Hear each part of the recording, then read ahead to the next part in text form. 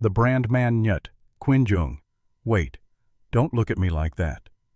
The words hung in the air of that Kansas cabin summer of 1867. Grace Sutton's hands trembled as she pulled down her dress, revealing the brand burned into her shoulder blade. 2 letters, S.B. Her stepfather had marked her like cattle. But standing there watching the sheriff's face go white with horror, Grace realized something.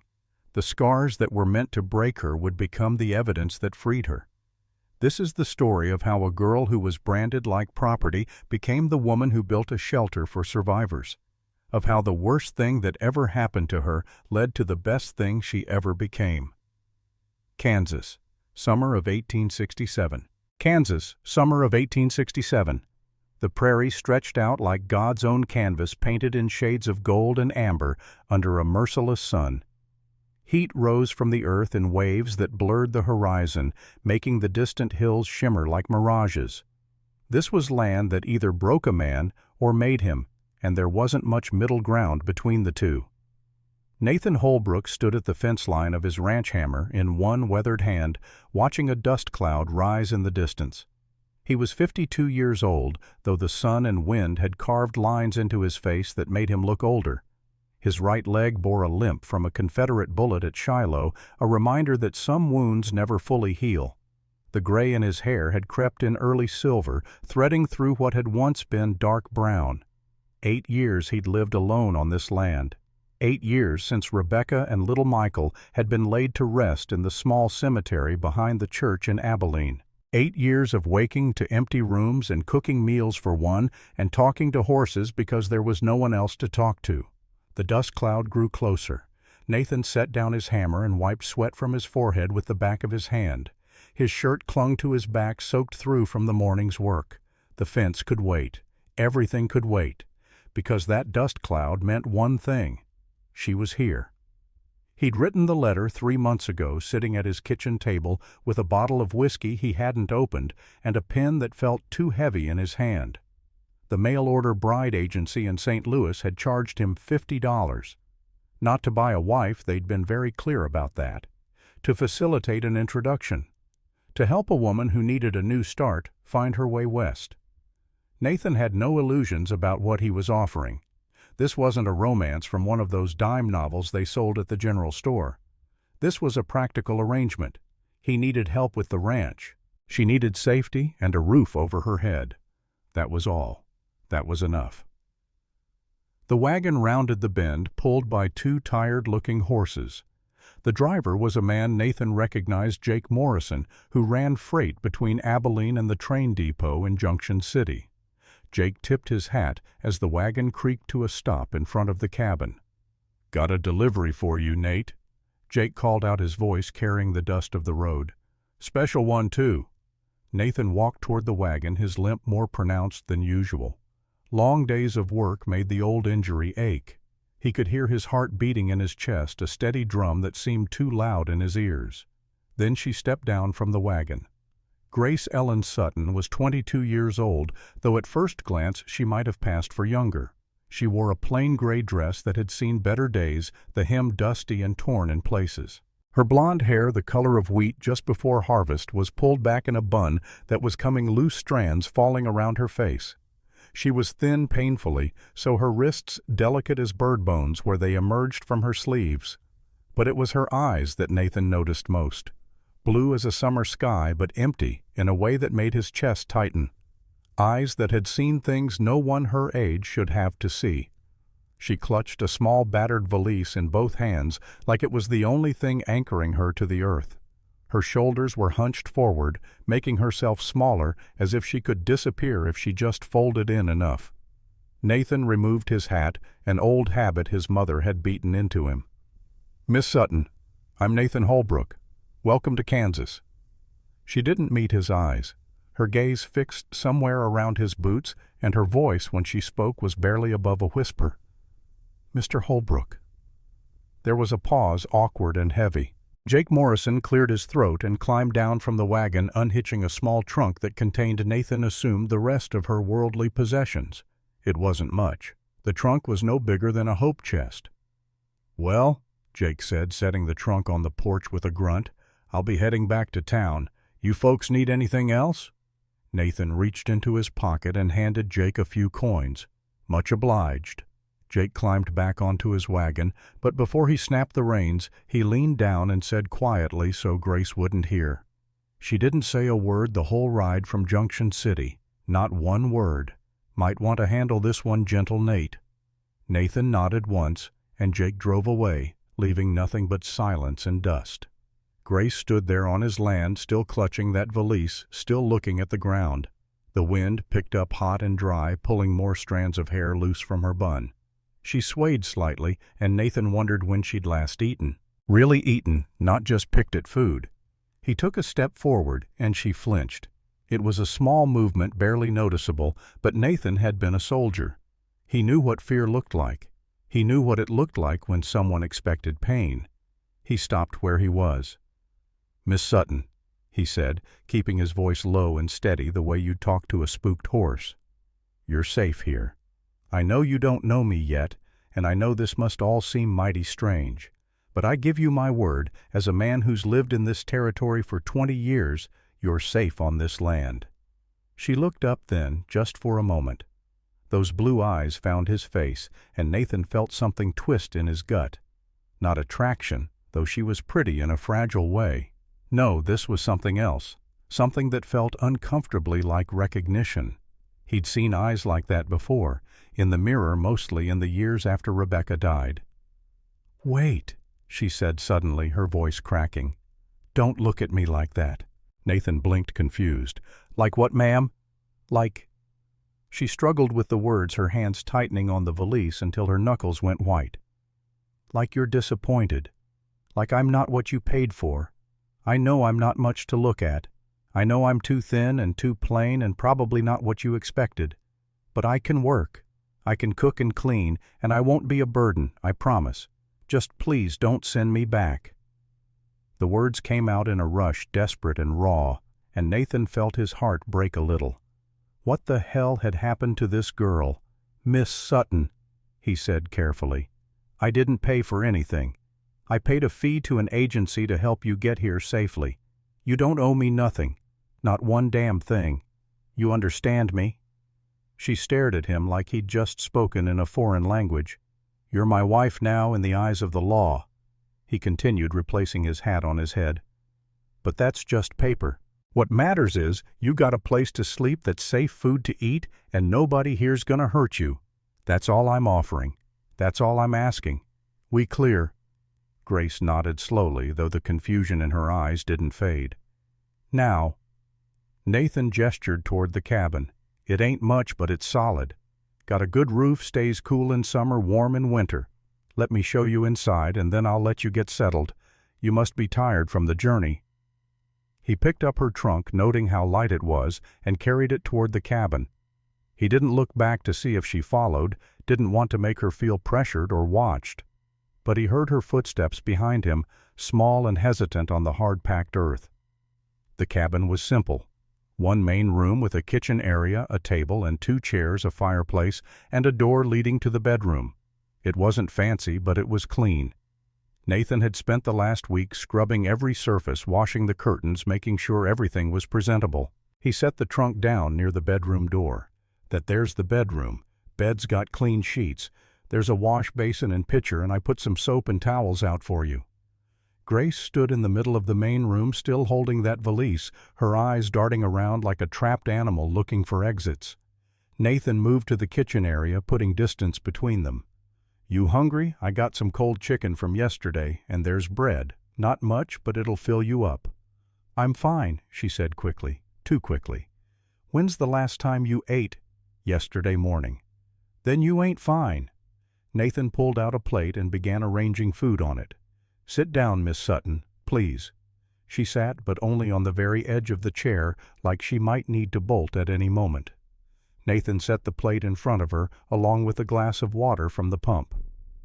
"Eat," he said, not unkindly.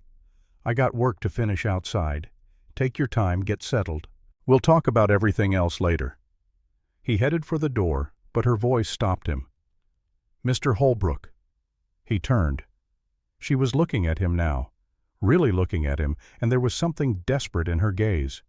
"What happens tonight?" Nathan's jaw tightened. He understood what she was asking, what she was afraid of. "Tonight," he said slowly, "you sleep in the bedroom. I'll sleep out here on the floor. Door stays open if you want closed if you prefer. Your choice. But you're my husband. You have rights." "Rights." The word came out harsher than he intended, and he saw her flinch again. He softened his tone. "Miss Sutton, the only right I got is to make sure you feel safe under my roof. I didn't bring you here to use you or hurt you. I brought you here because I needed help with the ranch, and you needed a place to be. That's the beginning and end of it. Now eat your food before it gets warm. This heat don't do chicken any favors." He walked out before she could respond, closing the door gently behind him.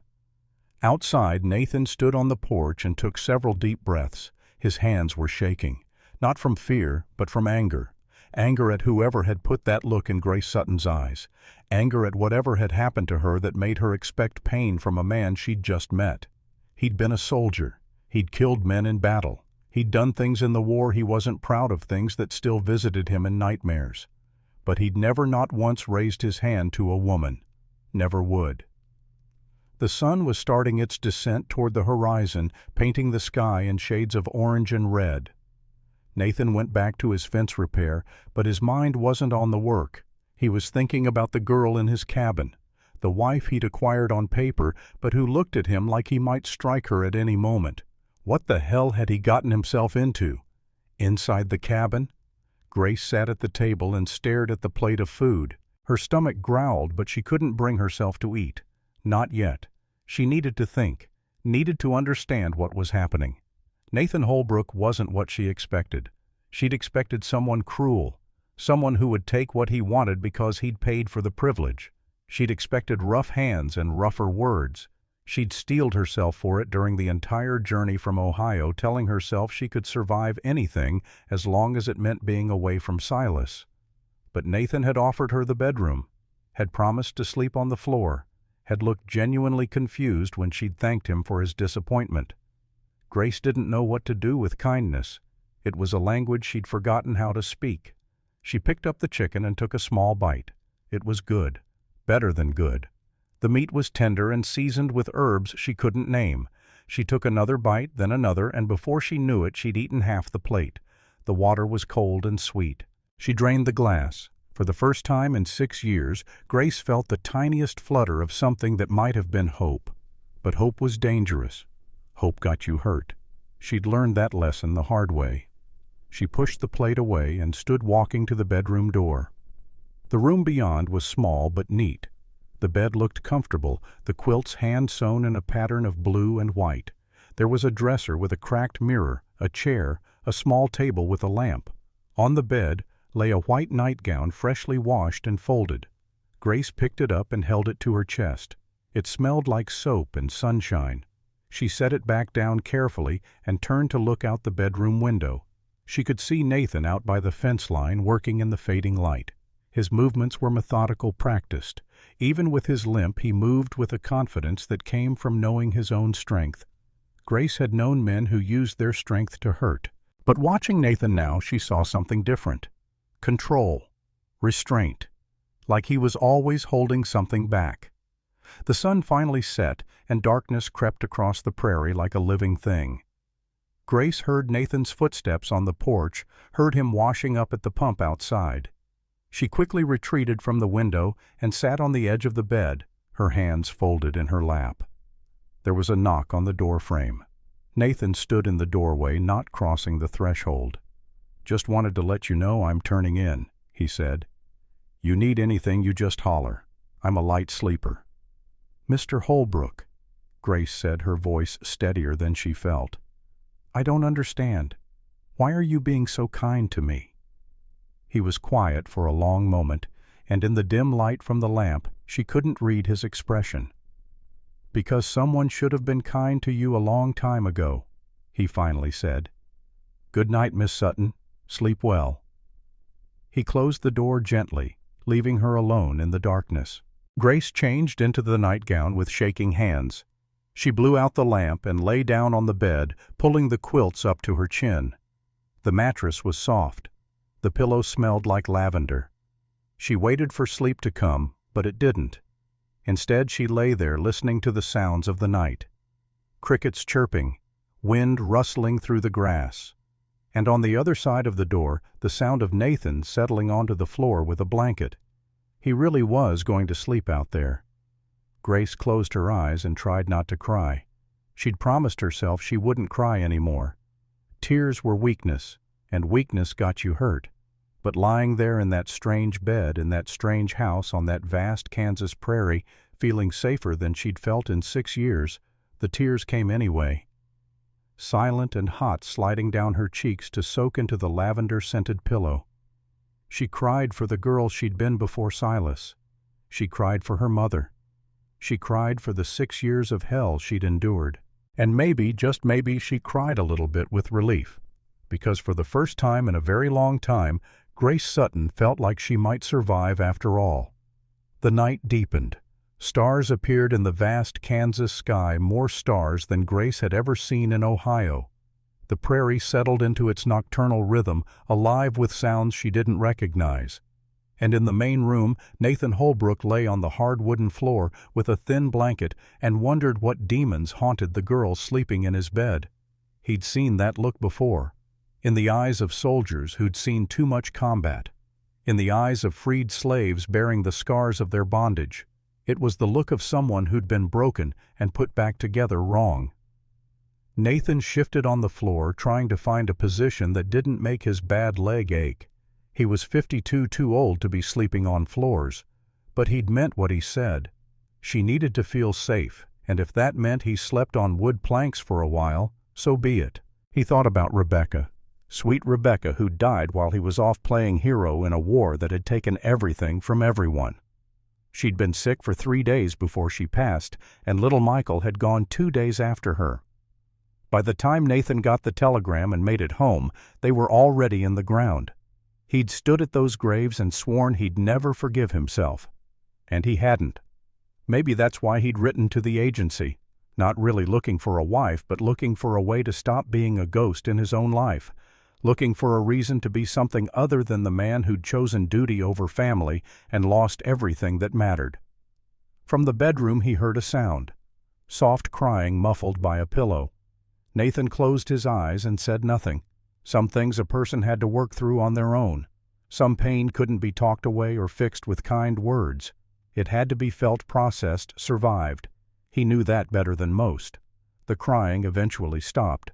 The house fell silent except for the creaking of old wood settling and the whisper of wind through the eaves.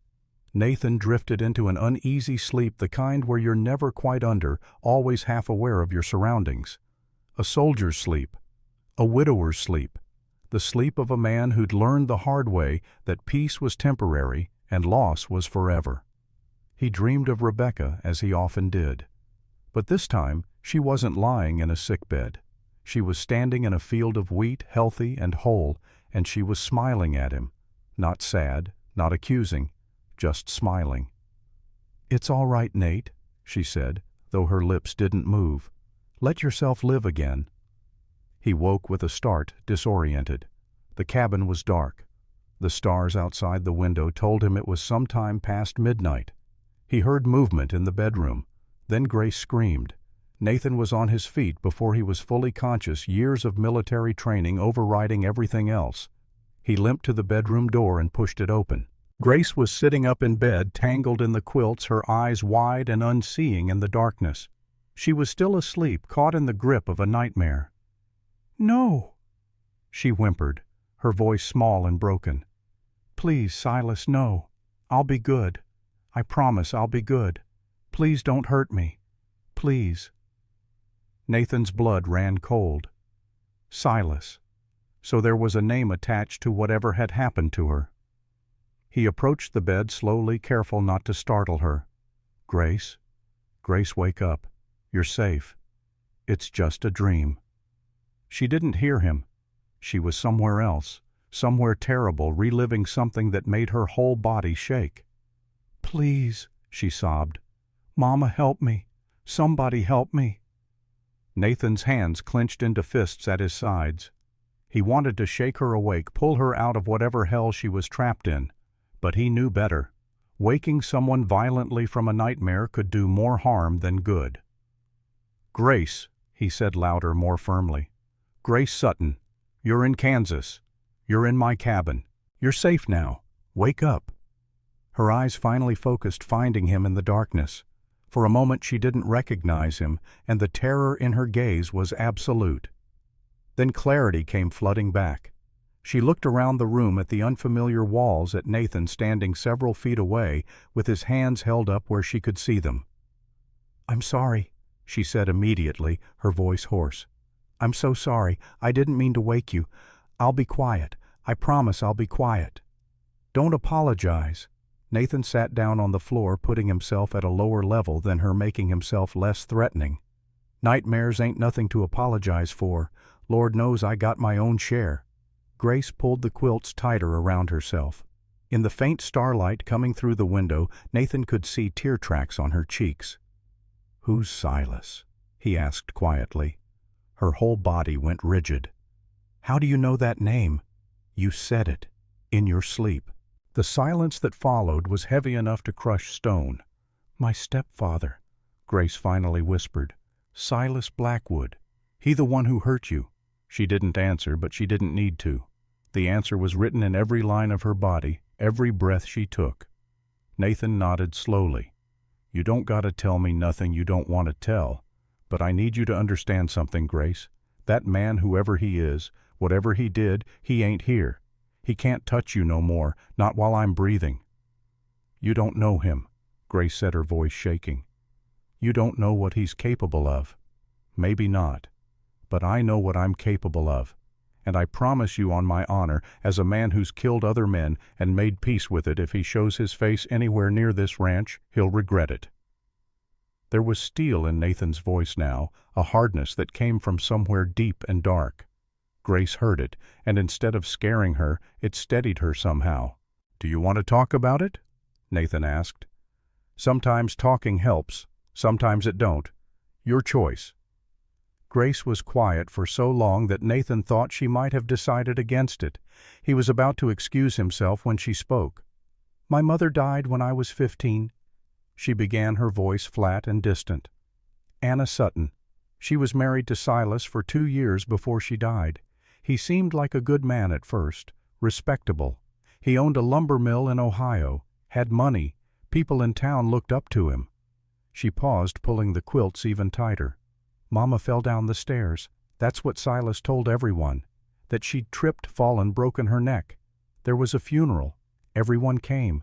Everyone said how tragic it was." "But she didn't fall," Nathan said quietly. "No." Grace's voice cracked. "She didn't fall. I saw him push her. I was upstairs and I saw him. We'd had an argument, the three of us.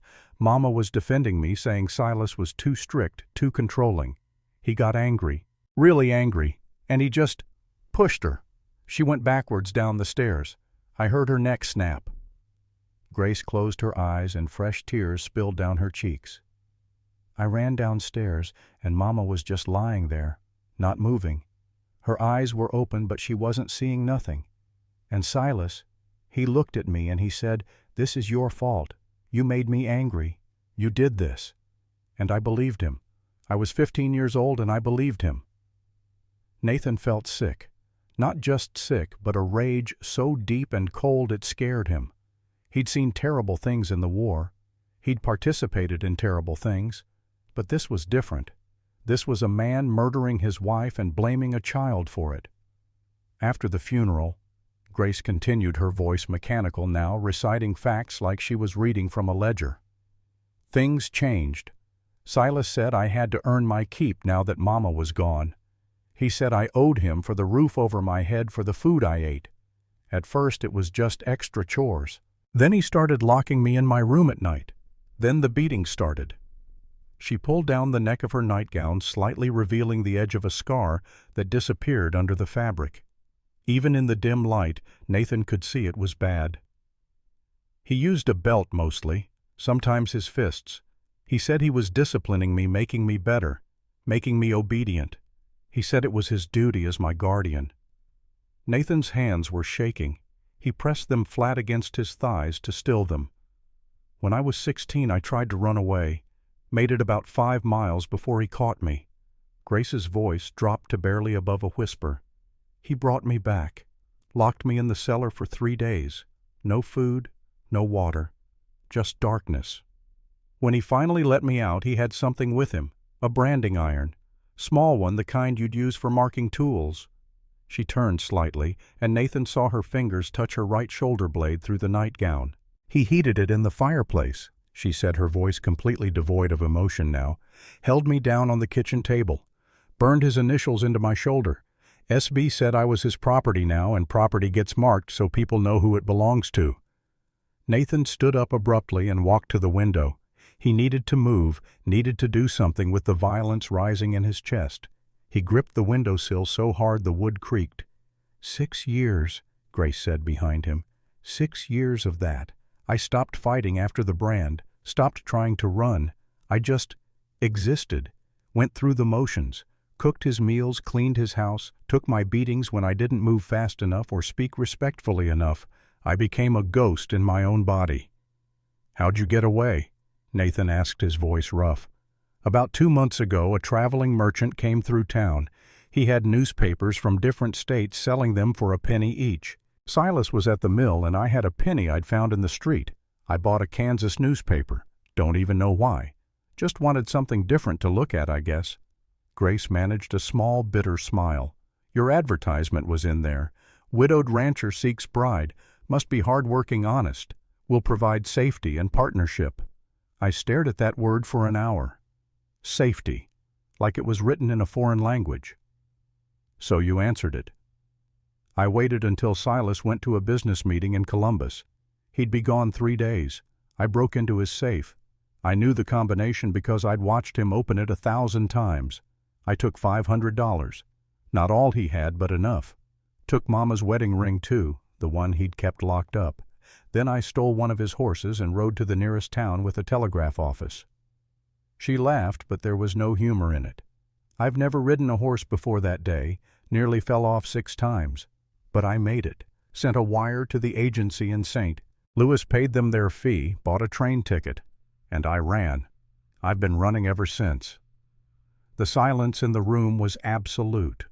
Nathan turned back to face her. In the starlight he could see her face clearly now. The haunted eyes, the way she held herself like she expected a blow at any moment. Grace, he said slowly, you ain't running no more. You're here. This is your home now, and that man, that monster, he don't get to touch you ever again. You hear me? He'll come for me, she said with absolute certainty. When he figures out where I went, he'll come. He doesn't like losing what belongs to him. Then let him come. Nathan's voice was hard as iron. I've killed better men than him for lesser reasons. Grace looked at him for a long moment, searching his face for something. Lies, maybe. Or false promises. But whatever she saw there must have satisfied her because she nodded slowly. I'm broken, she said softly. I don't know how to be normal.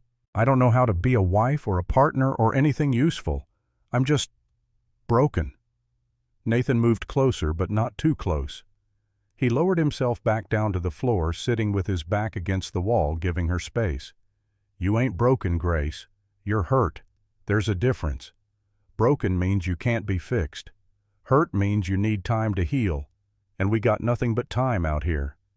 I wake up screaming most nights. That's all right. I sleep light anyway. I don't know how to trust people. Can't say I blame you. I might never be able to be a real wife, the kind you probably want. Nathan met her eyes steadily. I didn't bring you here to use you, Grace. I brought you here because I needed help running this ranch, and you needed a place where nobody was going to hurt you. If that's all this marriage ever is, that's enough for me. I ain't asking for nothing you ain't willing to give. Grace pulled her knees up to her chest, wrapping her arms around them. Why are you being so kind to me? You don't even know me. I know enough. Nathan shifted slightly, his bad leg aching from sitting on the floor. I know you survived 6 years of hell and came out the other side. I know you had the courage to run when the chance came. I know you're sitting here talking to me instead of hiding under them covers. That tells me everything I need to know about who you are. And who am I? A survivor, just like me. Grace looked at him curiously. What did you survive? Nathan was quiet for a moment, debating how much to share. But she'd been honest with him. He owed her the same. I had a wife once, he said slowly. Rebecca. Pretty as a picture, smart as a whip, kind to everyone she met. We had a son too, Michael. He was 6 years old. Grace's expression softened. What happened to them? War happened. I enlisted in '62, thought I was doing the honorable thing, fighting for the Union, freeing the slaves, all that noble horse shit. Left Rebecca and Michael here to manage the ranch. Promised I'd be back in a year. He rubbed his bad leg absently. Got shot at Shiloh in '62. Spent 4 months recovering. Finally made it home in '63. Found out Rebecca and Michael had died of influenza while I was gone. They'd been in the ground 3 months by the time I got here. Grace's hand went to her mouth. Oh, Nathan. Nobody's called me Nathan in 8 years, he said quietly. Everyone calls me Nate, or Holbrook, or Hey You, but my wife, she always called me Nathan. I'm sorry. Me too. He looked out the window at the stars. I spent 8 years blaming myself. I chose to go to war. I chose duty over family. And they died while I was gone, probably calling for me, wondering where I was. I wasn't there to hold Rebecca's hand. Wasn't there to tell Michael it was going to be okay. I failed them in every way that mattered. That wasn't your fault. No. Then whose fault was it? Nathan's voice was rough with old pain. I made a choice, and that choice cost me everything I loved. Grace was quiet for a moment, then said softly, I made choices too. I didn't fight back hard enough. I didn't run sooner. I let him hurt me for 6 years because I was too scared to do anything about it. So if you're going to blame yourself for things outside your control, I guess I got to blame myself too. Nathan looked at her and saw the truth of it. They were both carrying guilt that wasn't really theirs to carry, both punishing themselves for surviving when others hadn't. Maybe we're both wrong, he said. Maybe guilt is just what happens when you survive something terrible and your mind can't make sense of why you're still here when others ain't. Maybe. Grace rested her chin on her knees. Do the nightmares ever stop? Sometimes they get quieter. Sometimes they don't. But you learn to live with them. You learn that surviving is enough, even when it don't feel like it.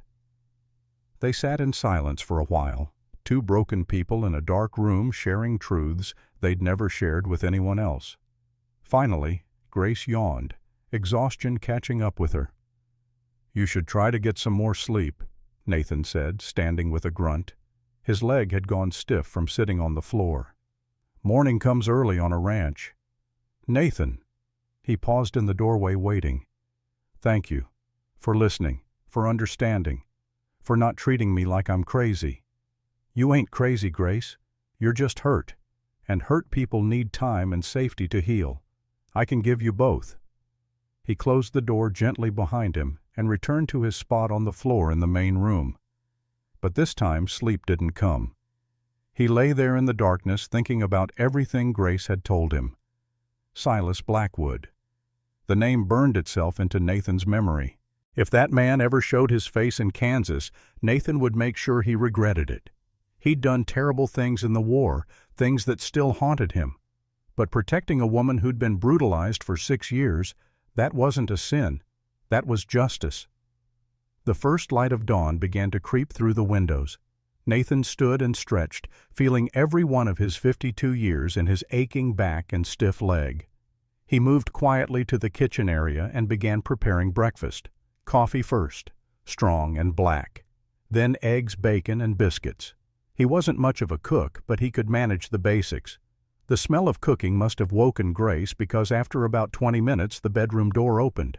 She appeared in the doorway still wearing the nightgown, her hair loose around her shoulders.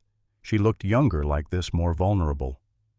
Morning, Nathan said, not turning from the stove. Coffee's ready if you want some. Thank you. Grace moved to the table and sat down, pulling her knees up again, making herself small. They ate breakfast in companionable silence. Nathan noticed she ate better than yesterday, finishing half her plate and 2 cups of coffee. When they were done, Nathan pushed back from the table and said, "I got to get to work. Fences need mending, animals need tending. You can stay here and rest, or you can come with me if you want. Your choice." Grace considered for a moment. "Can I come with you? I don't want to be alone right now." "Course. Get dressed and we'll head out." 20 minutes later, they were walking across the ranch together. Grace had changed into her gray dress, and she'd tied her hair back in a braid. She walked slightly behind Nathan, watching everything with wary eyes. Nathan showed her the barn, introduced her to the 2 horses, Ranger and Daisy. He showed her the chicken coop, the small vegetable garden that needed weeding, the creek that ran along the eastern edge of the property. "It ain't much," he said, gesturing at the land. 160 acres. Not huge, but it's good land. Water's reliable, grass is decent, and we're far enough from town to have peace, but close enough to get supplies when needed. Grace looked out across the prairie, and for the first time since arriving, Nathan saw something other than fear in her eyes. Maybe curiosity. Maybe possibility. "It's beautiful," she said softly. "I've never seen so much sky." "Gets bigger every day you're here," Nathan said. "Sometimes it feels like you could fall right up into it."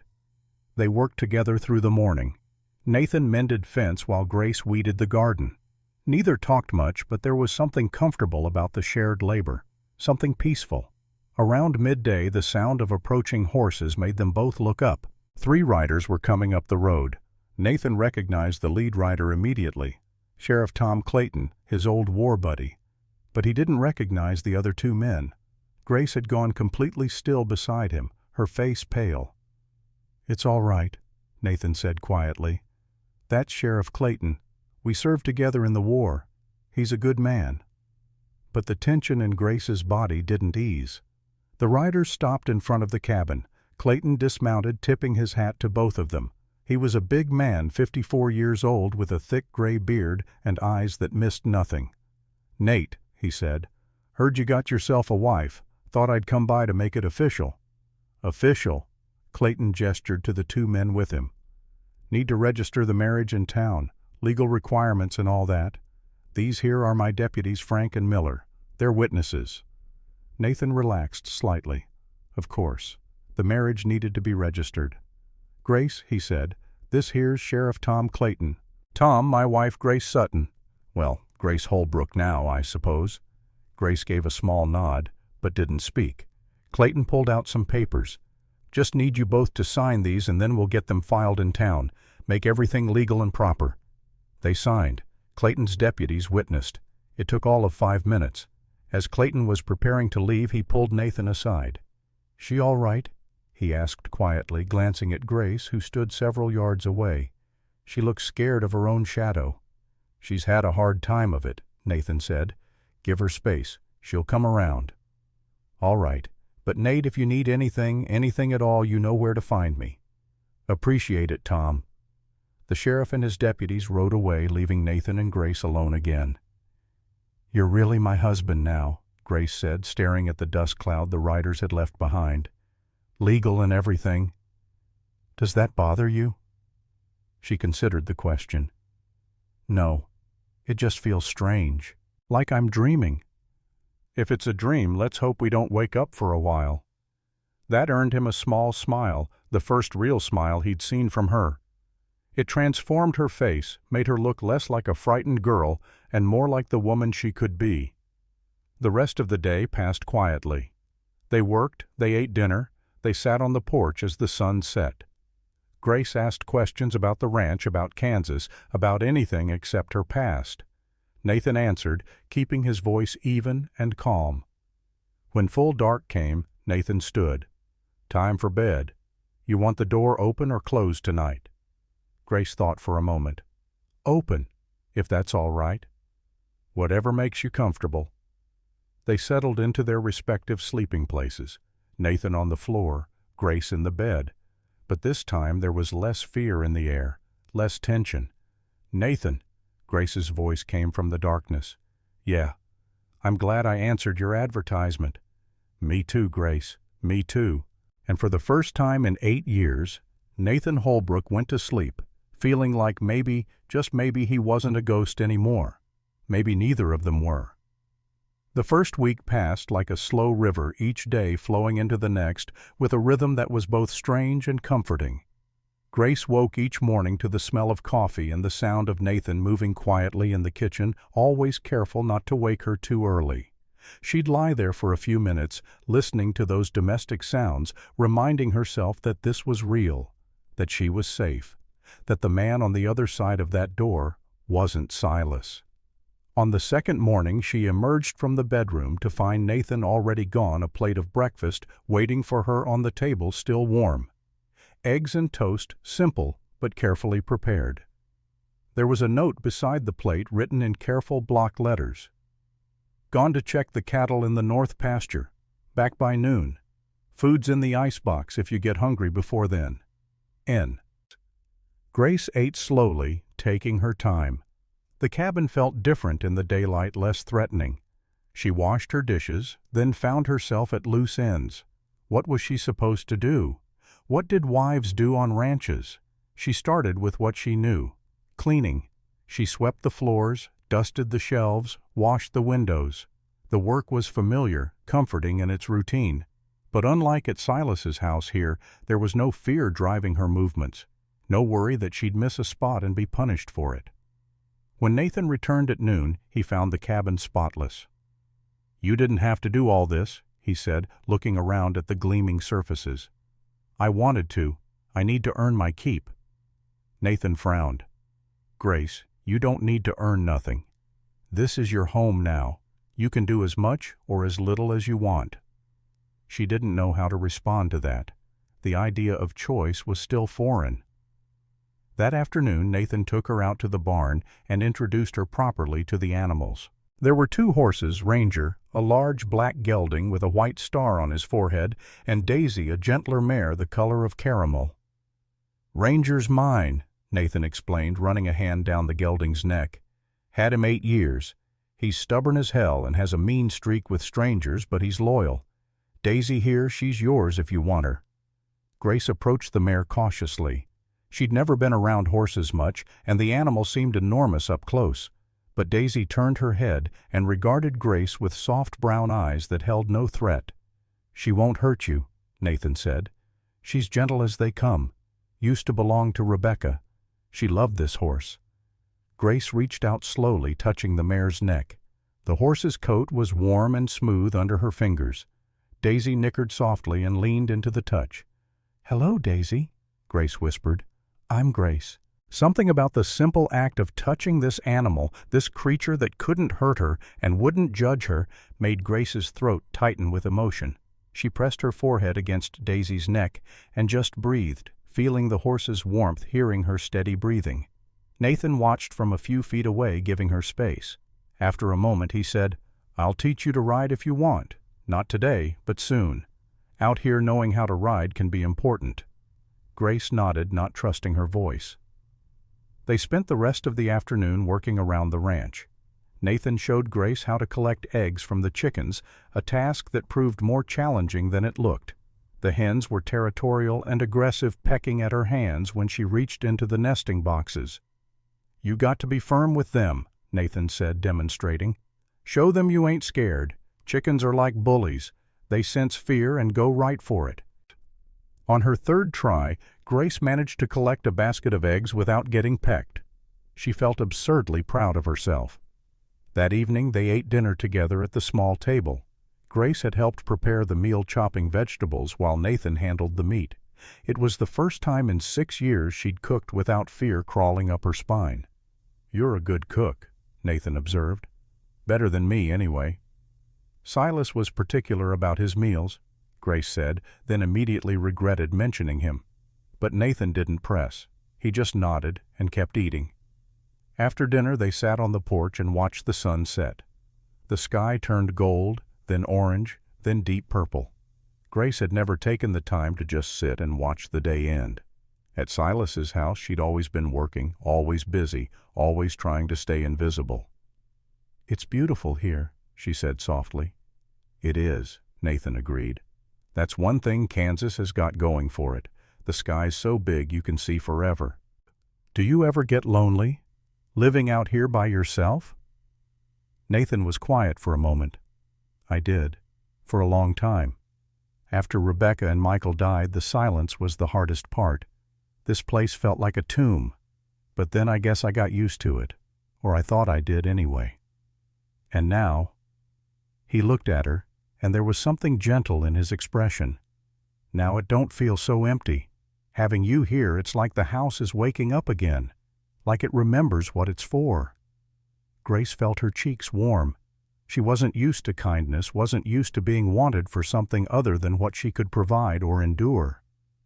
The third night, Grace didn't have nightmares. She woke once disoriented in the darkness, but the sight of Nathan's form on the floor in the main room, the sound of his steady breathing, calmed her. She fell back asleep and didn't wake again until dawn. On the fourth day, Nathan asked if she wanted to help him with the morning chores. They worked side by side, feeding the horses, mucking out stalls, checking the fences. The work was hard, and by midday Grace's muscles ached in ways they hadn't in years. But it was a good ache, an honest ache. When they stopped for lunch, Grace suddenly asked, "Do you have any books?" Nathan looked surprised. "Books? Yeah, I got a few. Why?" "Silas never let me read. He said it gave women ideas above their station. I haven't read a book in 6 years. Nathan's jaw tightened, but he kept his voice calm. "I got a whole shelf of them. In the bedroom, actually. Rebecca loved to read. Take any you want. They're yours now." That afternoon, while Nathan worked on repairing part of the barn roof, Grace sat on the porch with a copy of Jane Eyre. She'd read it once years ago before her mother died. But reading it now as an adult who'd survived her own kind of hell, the story hit different. When Nathan came to find her at sunset, he discovered her crying over the pages. "Grace? What's wrong?" She looked up hastily, wiping her eyes. "Nothing's wrong, I just forgot. I forgot what it felt like to care about something, to feel something other than fear or numbness. This book, it's making me feel again, and I don't know if that's good or bad." Nathan sat down beside her on the porch steps, careful to maintain a respectful distance. "It's good. Feeling is good even when it hurts. Means you're healing." "How do you know?" "Because I went through something similar. After Rebecca died, I shut down. Didn't let myself feel nothing for years. Just worked and slept and existed. But feeling nothing ain't the same as being at peace. It's just another kind of death." Grace closed the book, holding it against her chest. "I'm scared, Nathan. I'm scared that if I start feeling again, I won't be able to stop. That everything I've been holding back will just pour out and drown me. Then we'll make sure you got something to hold on to, something to keep you from drowning." "What?" "Me. This place. The routine. Whatever you need. You ain't alone in this, Grace. Not anymore." She looked at him. Really looked at him, and saw the truth in his weathered face. This man, this stranger who'd become her husband, genuinely cared what happened to her. Not because he owned her or wanted something from her, but simply because it was the right thing to do. "Thank you," she whispered. On the fifth day, Grace tried to cook breakfast. She'd watched Nathan do it enough times that she thought she could manage. But she misjudged the heat on the stove, and the bacon burned, filling the cabin with smoke. She stood there staring at the ruined meat panic rising in her chest. Burned food meant punishment. Burned food meant Silas's belt or his fists or hours locked in the cellar. Her hands started shaking. Her breath came short and fast. Nathan appeared in the doorway, drawn by the smoke. He took in the scene immediately, the burned bacon, Grace's white face, her trembling hands. "It's all right," he said quickly, moving to open the windows. "Just bacon. We got more. No harm done." "I'm sorry," Grace said, her voice high and tight. "I'm so sorry. I'll fix it. I'll make it right. Please don't be angry." "Grace, look at me." Nathan stood in front of her, but didn't touch her. "I ain't angry. It's just food. We'll throw it out and start over. That's all. Nobody's getting hurt over burned bacon." But Grace couldn't stop apologizing, couldn't stop the spiral of panic. She was back in Silas's kitchen, back in that moment of terror when she'd ruined dinner and he'd come at her with his belt raised. Grace. Nathan's voice was firmer now. You're safe. Nothing bad is going to happen. Take a breath. Come on, breathe with me. He exaggerated his own breathing in through the nose, out through the mouth, until Grace began to match his rhythm. Slowly, the panic receded. Her hands stopped shaking. There you go, Nathan said gently. That's better. Now let's get rid of this bacon and start fresh. I'll talk you through it this time. We'll do it together. They cooked a new batch of bacon together, Nathan narrating each step, keeping his voice calm and steady. By the time they sat down to eat, Grace had stopped apologizing. I'm sorry I panicked, she said quietly. Don't apologize for that either. You got reasons for reacting the way you do. Your mind's just trying to protect you based on what it learned. It'll take time for it to learn different. How much time? However much you need. I ain't going nowhere. On the 6th day, something shifted. Grace woke up and for the first time didn't feel the immediate crush of dread. She got dressed without checking over her shoulder. She walked through the cabin without flinching at shadows. At breakfast, she actually laughed. Nathan had been telling her about a neighboring rancher whose prize bull had escaped and been found 3 days later living with a herd of antelope, apparently having decided he preferred their company. The sound of her own laughter startled Grace. It had been so long since she'd made that sound that she'd almost forgotten what it felt like. The lightness in her chest, the way it bubbled up from somewhere deep inside. Nathan smiled at her laugh, and Grace realized it was the first real smile she'd seen from him, too. It softened the hard lines of his face, made him look younger. You should laugh more, he said. It suits you. So should you. They worked together that morning with an ease that hadn't been there before. Grace was starting to learn the rhythm of ranch life, the cycle of chores and tasks that marked each day. She found she liked the physical labor the way it tired her body in a clean, honest way. Around midday, a wagon appeared on the road. Grace tensed immediately, but Nathan put a hand on her arm, careful not to startle her. It's all right. That's Ruth Brennan, my neighbor to the south. She's good people. The wagon pulled up, driven by a woman who looked to be in her early 50s. She was solid and weathered, with gray-streaked brown hair pulled back in a practical bun. Her face was lined but kind, and her eyes were sharp. "Nate Holbrook," she called out, setting the wagon brake. "Heard you got yourself a wife. Thought I'd come by and see if the rumors were true." "They're true." Nathan helped the woman down from the wagon. "Ruth Brennan, this is Grace Holbrook. Grace Ruth runs the ranch south of here, best cattle woman in 3 counties. Ruth looked Grace up and down with an assessing gaze that wasn't unkind, just thorough. "You're young." 22, Grace said quietly, "and skinny. Nate not feeding you." "He feeds me fine. I'm just naturally thin." Ruth snorted. "Naturally thin, my foot. You got the look of someone who's been running on fear instead of food. But that'll change now that you're here. Kansas air and good work will put some meat on your bones." She turned to Nathan. "I brought some things. Figured a new bride might need them. Some preserves, a sack of flour, and my grandmother's recipe for cornbread. Best in the county if I do say so myself." "That's mighty kind of you, Ruth." "Ain't kindness, it's practicality. We take care of our own out here. Grace is one of us now." Ruth fixed Grace with those sharp eyes again. "You ever need anything, girl, you come find me. My ranch is 2 miles south. Can't miss it. Big red barn and a sign that says Brennan Ranch. I'm there most days, and if I'm not, my foreman knows where to find me." "Thank you," Grace said, genuinely touched. Ruth started unloading supplies from the wagon, and Grace moved to help. As they carried things into the cabin, Ruth said quietly, so Nathan wouldn't hear, "I can see you've been hurt. Won't ask about it. That's your business. But I want you to know something. I was married once to a man who thought his fists were the solution to every disagreement. Spent 10 years walking on eggshells, jumping at loud noises. One night he came at me drunk, and I shot him. Sheriff ruled it self-defense." Grace's eyes widened. "I'm telling you this," Ruth continued, "because you need to know you ain't alone. And you need to know that out here a woman's got the right to defend herself. Don't matter if it's her husband or her father or the governor himself. Anyone lays hands on you, you got the right to fight back. You remember that. Nathan would never hurt me. I know. That's why I'm telling you this now while you can hear it.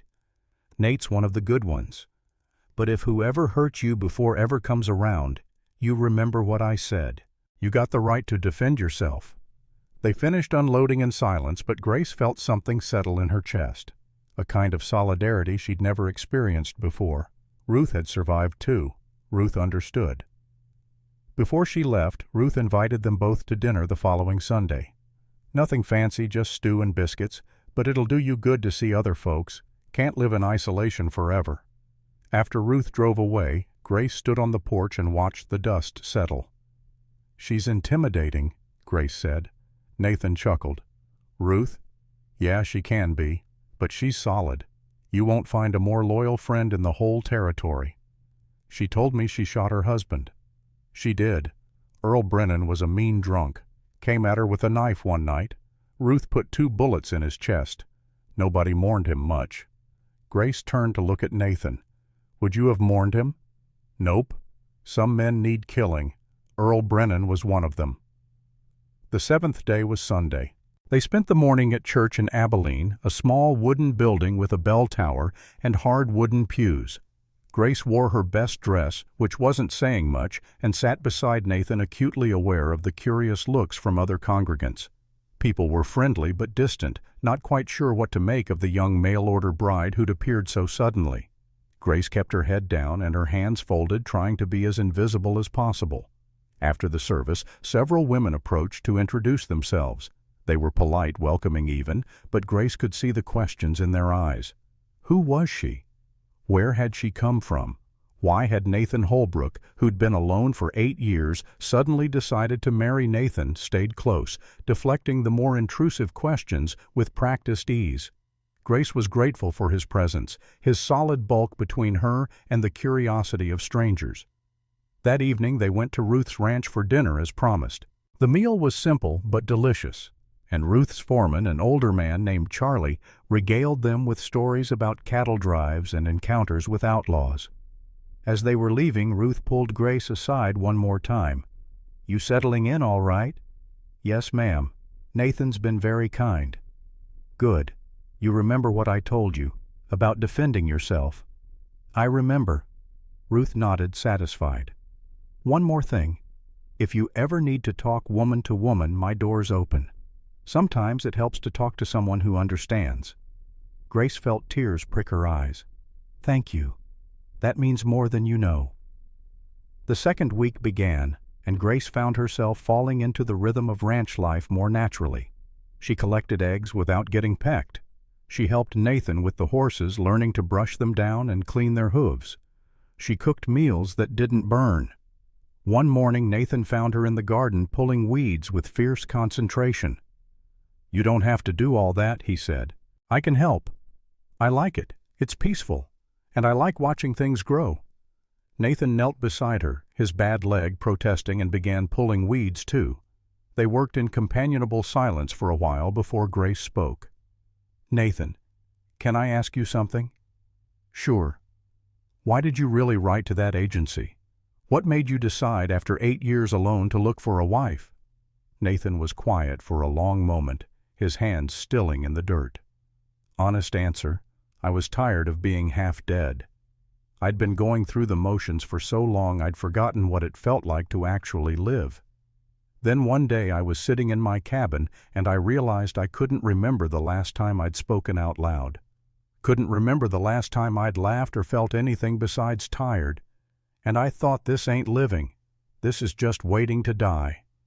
He pulled another weed, examining it before tossing it aside. So I wrote that letter. Figured maybe if I had someone to share this life with, someone who needed a safe place as much as I needed a purpose, maybe we could both start living again instead of just existing. Grace looked at him. This man who'd taken in a stranger who slept on the floor every night without complaint, who treated her with more kindness than anyone had in 6 years. I think you saved my life, she said softly. No. Nathan shook his head. You saved your own life when you ran. I just gave you a place to land. They finished weeding the garden together, and Grace realized something. She was happy.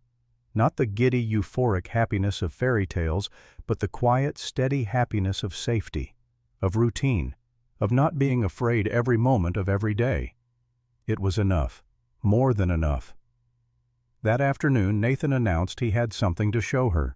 He led her to the barn and brought out a saddle. "Time you learn to ride properly," he said. "You can't be stranded here without knowing how to get yourself to town if you need to." He saddled Daisy, while Grace watched nervous but excited.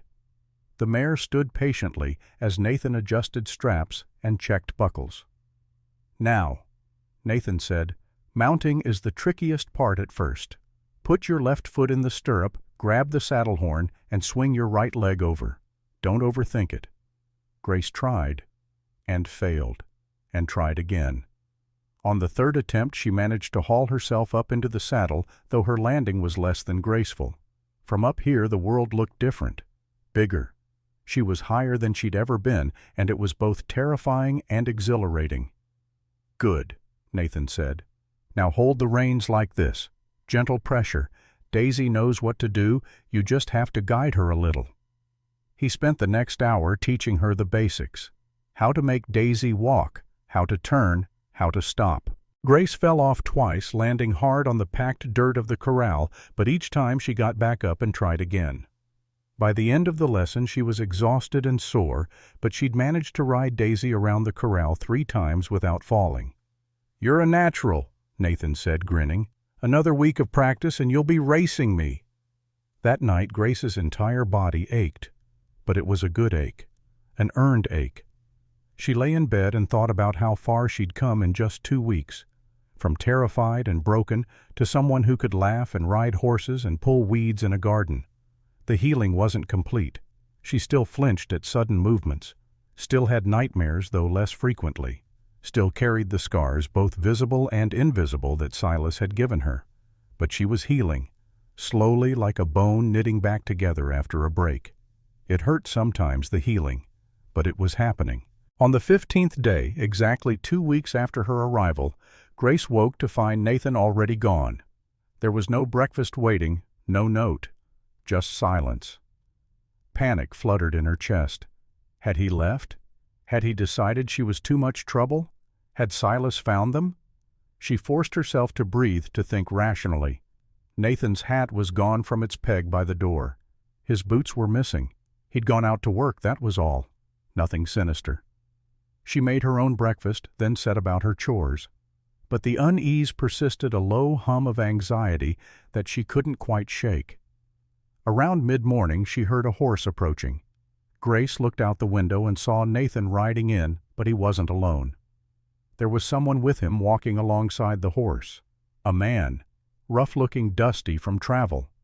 Grace's heart seized in her chest. She knew that walk, would know it anywhere. But no. As they got closer, she could see it wasn't Silas. This man was taller, younger, a stranger. Nathan helped the man down from the horse. Even from a distance, Grace could see the man was injured, blood staining his shirt. She met them at the door. "Grace, this is Jim Walker," Nathan said. "Found him about 2 miles out. His horse threw him and ran off. He's got a bad cut on his arm and what looks like a sprained ankle. I told him we'd patch him up before sending him on his way." Jim Walker was maybe 30, with red hair and a sheepish expression. "Ma'am, I'm real sorry to impose. I know this ain't proper, a strange man showing up at your home like this." "Come inside," Grace said, falling back on the manners her mother had taught her. "Let's get that arm cleaned up." They spent the next hour tending to Jim's injuries. The cut on his arm was deep but clean, and Grace stitched it up with steady hands while Nathan held the man still. The work was oddly calming, giving her something to focus on besides her earlier anxiety. Jim told them he was a cattle buyer from Dodge City, traveling to Abilene to meet with ranchers. He was grateful for their help and promised to send payment once he got to town. "No need," Nathan said. "Out here we help folks who need it. That's just how it's done." After Jim left riding one of Nathan's horses with a promise to return it the next day, Grace and Nathan sat on the porch in the afternoon heat. "You did good today," Nathan said. "Those stitches were neat as any doctor could do. My mother taught me. She said every woman should know basic nursing. Your mother was a wise woman. Grace was quiet for a moment, then said, I thought you'd left this morning. When I woke up and you were gone with no note, I panicked. I thought maybe you'd decided I was too much trouble. Nathan turned to look at her, surprised. Grace, I'm sorry. I didn't think. I had to ride out early to check on some cattle I'd heard might be sick. Didn't want to wake you, but I should have left a note. It's all right. I know it was silly of me to panic. It wasn't silly. Given what you've been through, it makes perfect sense. He paused, then said, I ain't going nowhere, Grace. This is my home. You're my wife. I don't walk away from my responsibilities or the people I care about. You care about me? Course I do. You're under my roof, under my protection. That means something to me. Grace felt warmth spread through her chest. Care. She was cared about. When was the last time someone had said those words to her? That evening, as they prepared dinner together, Grace realized something. She felt safe enough to ask for what she wanted, to express needs instead of just accepting whatever was given to her. Nathan, she said as she sliced vegetables, could we maybe sit out on the porch after dinner? I like watching the sunset. Sure, I like that too. Such a small thing, such a simple request. But the fact that she'd been able to ask and that he'd agreed without question felt monumental. They sat on the porch until the stars came out, talking quietly about nothing in particular. The weather, the cattle, the garden, small ordinary things that made up a life. And Grace realized that this was what she'd been missing. Not grand gestures or dramatic declarations, but simple quiet moments of companionship, of not being alone. The third week brought a heat wave. The temperatures soared, making work almost impossible during the middle of the day. Nathan and Grace adjusted their schedule, working in the early morning and late evening, resting during the hottest hours. One afternoon, seeking relief from the heat, they went down to the creek that ran along the property. The water was cool and clear, running over smooth stones. Nathan sat on the bank while Grace waded in her skirt, hiked up to her knees. The water felt like heaven against her hot skin. Feels good, doesn't it? Nathan called. It's wonderful. Why don't you come in? Can't swim with this bum leg. Just weighs me down. Grace splashed water on her face and arms, reveling in the coolness. For a moment she felt almost carefree, almost like the girl she'd been before everything went wrong. Then she heard it, the sound of a horse approaching fast. She looked at Nathan, saw his body tense. He stood, his hand going instinctively to his hip where his gun belt hung. A rider appeared coming up the path at a gallop. As he got closer, Grace recognized him. Sheriff Clayton. He reined in his horse, breathing hard. Nate, Grace, we got a problem. Grace's blood ran cold. She knew. Somehow she knew. What kind of problem? Nathan asked, his voice carefully neutral. Clayton dismounted, pulling an envelope from his saddlebag. Man came into town this morning, asking questions about a young blonde woman who might have come through a few months back. Said she was his stepdaughter gone missing. Said he was real worried about her. Grace felt the world tilt. No, it was too soon. How had he found her so fast? This man have a name? Nathan asked. Silas Blackwood, from Ohio. Says the girl stole money and a horse from him. Says she's not right in the head, needs to come home where she can be cared for. The blood drained from Grace's face. She stumbled, getting out of the creek, and Nathan was there immediately, steadying her. Grace is my wife, Nathan said firmly. Legal and proper. Whatever claim this Blackwood thinks he has, it ain't valid no more.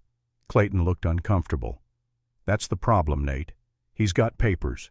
Legal guardianship documents signed by a judge in Ohio. Says she's mentally unfit, can't make decisions for herself. And he's got an arrest warrant for theft. $500 and a horse. That's horse shit, and you know it, Tom. Maybe so. But he's got legal documents, and I got to at least hear both sides. I'm sorry, Nate, but I need you both to come to town tomorrow. Bring your marriage certificate. We'll sort this out proper and legal. After Clayton left, Grace collapsed onto the creek bank. Her whole body was shaking. He found me, she whispered. Oh, God, he found me. Nathan knelt beside her, his face grim. Hey, look at me. Look at me, Grace. She forced herself to meet his eyes. "He ain't taking you nowhere," Nathan said. "I don't care what papers he's got. I don't care what lies he's told. You're my wife. This is your home, and I will not let him take you. Do you understand me?" "You don't know him, Nathan. You don't know what he's capable of. He'll twist everything. He'll make them believe I'm crazy. He's good at that." "Then we'll prove you ain't. We'll show them the scars. We'll tell them what he did. And if that don't work, we'll find another way. But Grace, I swear to you on Rebecca's grave, that man will not take you back to Ohio, not while I'm breathing." Grace wanted to believe him. God, how she wanted to believe him. But she'd spent 6 years learning that Silas always won, always got what he wanted, always found a way to make her pay for defying him. They went back to the cabin in silence. Grace couldn't eat dinner, couldn't do anything but sit and stare at nothing, her mind spiraling through every terrible possibility. That night, neither of them slept. Nathan sat in the main room cleaning his gun. Grace lay in bed staring at the ceiling, waiting for the dawn that would bring the confrontation she'd been dreading since the day she ran. As the first light of morning crept through the window, Nathan appeared in the bedroom doorway. "Time to get dressed," he said. "We're going to town. And Grace, whatever happens today, remember this. You ain't that scared girl in Ohio no more. You're Grace Holbrook, my wife, a woman with rights and choices. Don't let him make you forget that." Grace nodded, but inside she was that scared girl, because Silas Blackwood had found her, and Silas always won. The ride into Abilene felt like traveling to the gallows. Grace sat beside Nathan on the wagon seat, her hands clenched so tightly in her lap that her knuckles had gone white. Every bump in the road, every turn of the wheels, brought her closer to the man who'd haunted her nightmares for 6 years. The morning was already hot, the sun beating down mercilessly on the Kansas prairie. Dust rose from the wagon wheels, coating everything in a fine brown powder. Grace wore her best dress, the blue one Nathan had bought for her just last week in town. She'd pinned her hair up carefully, trying to look respectable, trying to look like a woman capable of making her own decisions, not the mentally unfit girl Silas would paint her as. Nathan had barely spoken since they left the ranch. His jaw was set in a hard line, and Grace could see the tension in his shoulders, the way his hands gripped the reins a little too tightly. He'd strapped on his gun belt before they left, the heavy revolver resting against his hip like a promise or a threat. As they crested the last hill before town, Grace caught her first glimpse of Abilene spread out below them. It was a small town, just a main street with a dozen buildings clustered around it. The church with its white steeple, the general store, the saloon, the sheriff's office. And standing outside that office waiting was a figure that made Grace's heart stop. Silas Blackwood. Even from a distance she recognized him. The way he stood back, straight hands clasped behind him, the tilt of his head, the broad shoulders that had once seemed like protection but had become instruments of terror. He was dressed well in a black suit that looked expensive. His hair was graying at the temples but still thick. He looked respectable, distinguished even, like the kind of man people trusted, like the kind of man who ran a successful lumber business and contributed to his church and looked after his poor, troubled stepdaughter. Grace felt bile rise in her throat. "Breathe," Nathan said quietly beside her. "Just breathe, Grace. Remember what I said. You're my wife. You're under my protection. He can't hurt you no more." But as they drew closer, as Silas turned and saw them, and that familiar cold smile spread across his face, Grace wasn't so sure. Nathan pulled the wagon to a stop in front of the sheriff's office. Sheriff Clayton stood on the porch looking distinctly uncomfortable. There were 2 other men Grace didn't recognize, probably witnesses or deputies. And then Nathan was helping her down from the wagon, his hand steady on her arm, and they were walking toward the office, and Silas was right there, just feet away, and Grace couldn't breathe, couldn't think, couldn't do anything but freeze. "Grace." Silas's voice was smooth as silk, concerned and warm, everything a caring stepfather's voice should be. "Oh, Grace, honey, we've been so worried. When you disappeared, we thought the worst. Thank God you're safe." He took a step toward her, arms outstretched as if to embrace her, and Grace recoiled so violently she nearly fell. Nathan caught her, steadied her, and stepped between her and Silas. "That's close enough," Nathan said, his voice flat and dangerous. Silas stopped, his expression shifting to one of hurt confusion. "I understand she's frightened. The poor girl's episodes have been getting worse. That's why we need to get her home where she can receive proper care." "She don't need care. She needs to be left alone." "Mr. Holbrook, is it?" Silas's tone was condescending now. "I understand you married Grace in good faith, but you don't know what you've gotten yourself into. The girl is troubled, prone to delusions and fits of hysteria. She needs medical attention, not marriage to a stranger." "The only delusion here," Nathan said slowly, "is you thinking you're going to take her anywhere." Sheriff Clayton cleared his throat. "Gentlemen, let's take this inside. We'll sort it all out proper and legal." They filed into the sheriff's office, a small room with a desk, a few chairs, and bars on the window. Grace sat in the chair Nathan pulled out for her, her whole body trembling. Nathan stood behind her, his hand resting lightly on her shoulder, a reminder that she wasn't alone. Silas sat across from them, still wearing that mask of concern. Clayton sat behind his desk, looking like he'd rather be anywhere else. "All right," Clayton said, pulling out papers. "Mr. Blackwood, you've filed a complaint saying Miss Sutton or Mrs. Holbrook, as she is now, stole money and property from you." "That's correct. $500 and a horse. The girl broke into my safe and took the money, then stole one of my horses to make her escape. I have the testimony of 3 witnesses who saw her fleeing town." Clayton turned to Grace. "Mrs. Holbrook, what do you say to these charges?" Grace opened her mouth, but no sound came out. Her throat had closed up, and all she could see was Silas watching her with those cold, calculating eyes. "Grace," Nathan said gently, "tell him the truth." She forced the words out, though they came as barely a whisper. "I took the money, and the horse, but it was to escape, to get away from him." "Escape what exactly?" Clayton asked. Silas leaned forward, his voice dripping with false sympathy. "Sheriff, as I explained, Grace suffers from severe delusions. After her mother's tragic death 5 years ago, she began having episodes, accusing me of terrible things, claiming I'd hurt her when in fact I'd only ever tried to care for her. I've brought documentation from her doctor in Ohio." He pulled papers from his coat pocket, sliding them across the desk. Medical records signed by a Dr. Edmund Pierce detailing Grace's supposed mental instability, her delusions, her hysteria, her inability to distinguish reality from fantasy. Grace felt the room spinning. Of course Silas had covered his tracks. Of course he'd paid a doctor to write whatever he needed. "These papers say she's unfit to make her own decisions," Clayton said, reading through them. "That she requires a guardian." "Which is why I'm here," Silas said smoothly. "To take her home where she belongs, where she can receive proper treatment." "She ain't going nowhere with you," Nathan said, his voice hard as iron. "Show him Grace." Grace looked up at Nathan, saw the encouragement in his eyes, and slowly, with shaking hands, she reached for the collar of her dress. "Wait," she whispered. "Don't look at me like that." The room went silent. "Like what Mrs. Holbrook?" Clayton asked. Grace took a breath, steadying herself. She thought about Ruth Brennan shooting her abusive husband.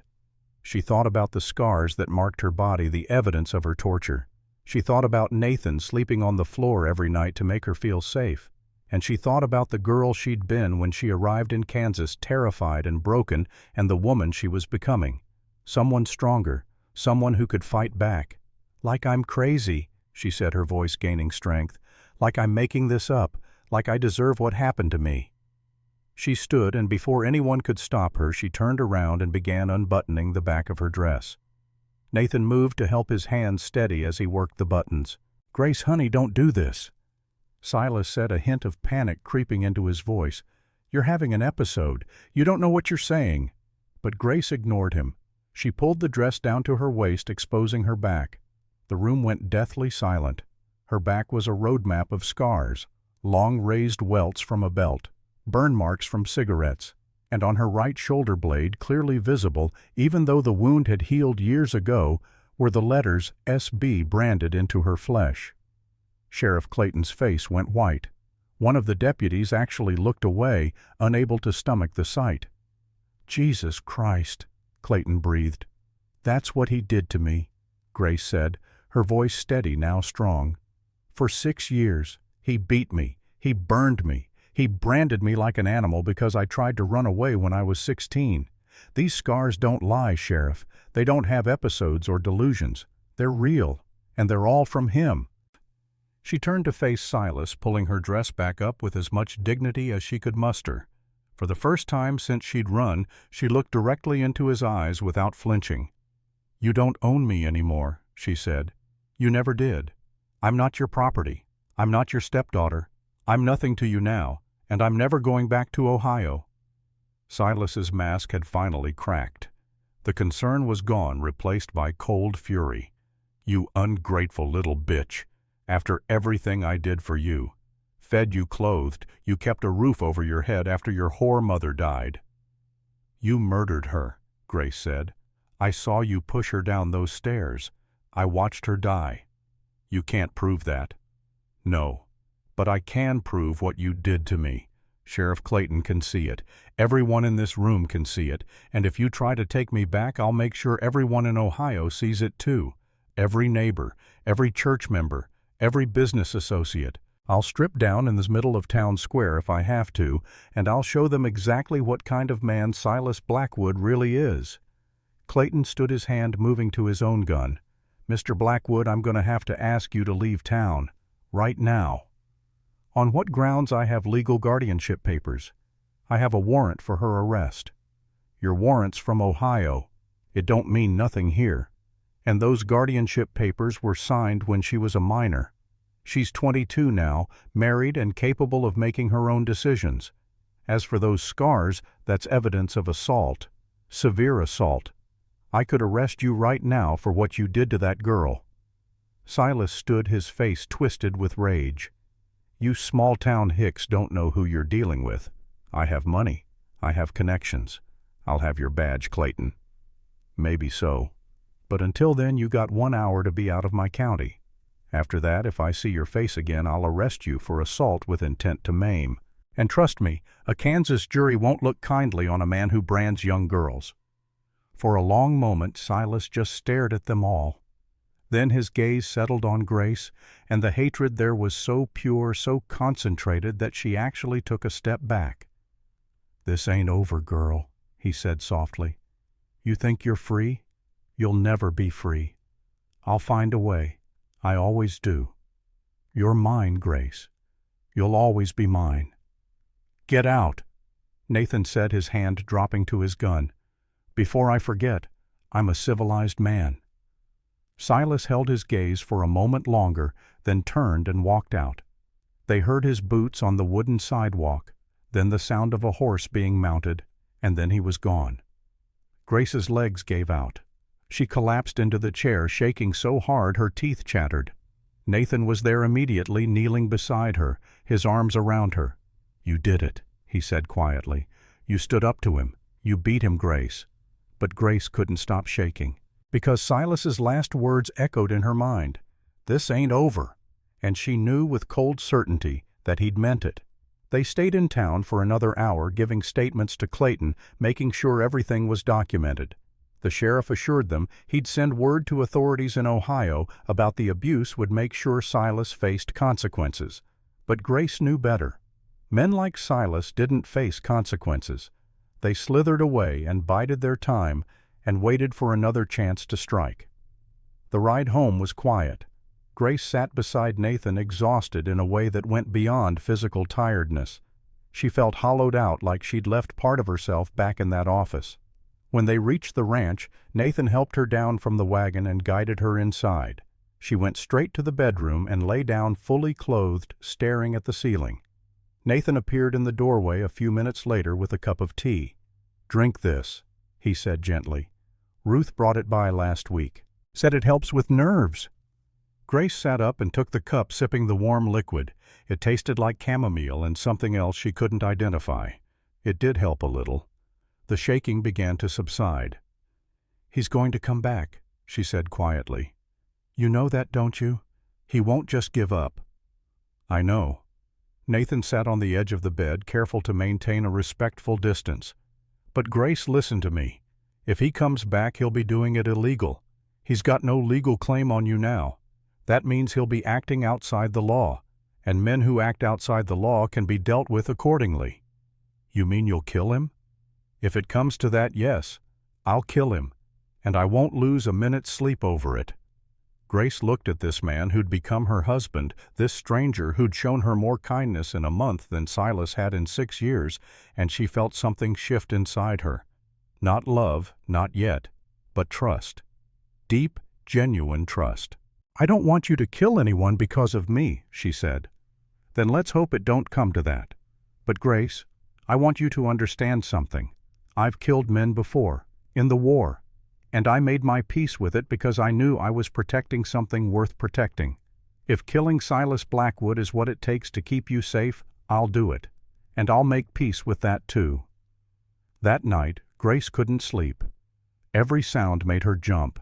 Every creak of the house settling made her think Silas had come back. She lay in bed, staring at the darkness, waiting for the inevitable. Around 2 in the morning she heard it. The sound of breaking glass. She sat bolt upright, her heart hammering. In the main room she heard Nathan moving, heard the distinctive sound of a gun being cocked. Grace, stay in there, he called quietly. But Grace was already moving. She grabbed the gun Nathan had given her a week ago when he'd started teaching her to shoot. It was a small revolver, easy to handle, and she'd been practicing with it every day. She opened the bedroom door and saw Nathan by the front window peering out into the darkness. The lamp was unlit, leaving the cabin in shadow. I can see someone out there, Nathan said. By the barn. It's him, Grace said with certainty. It's Silas.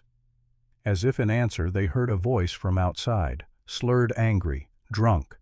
Grace, I know you're in there, you ungrateful bitch. You think you can embarrass me like that? You think you can run from me?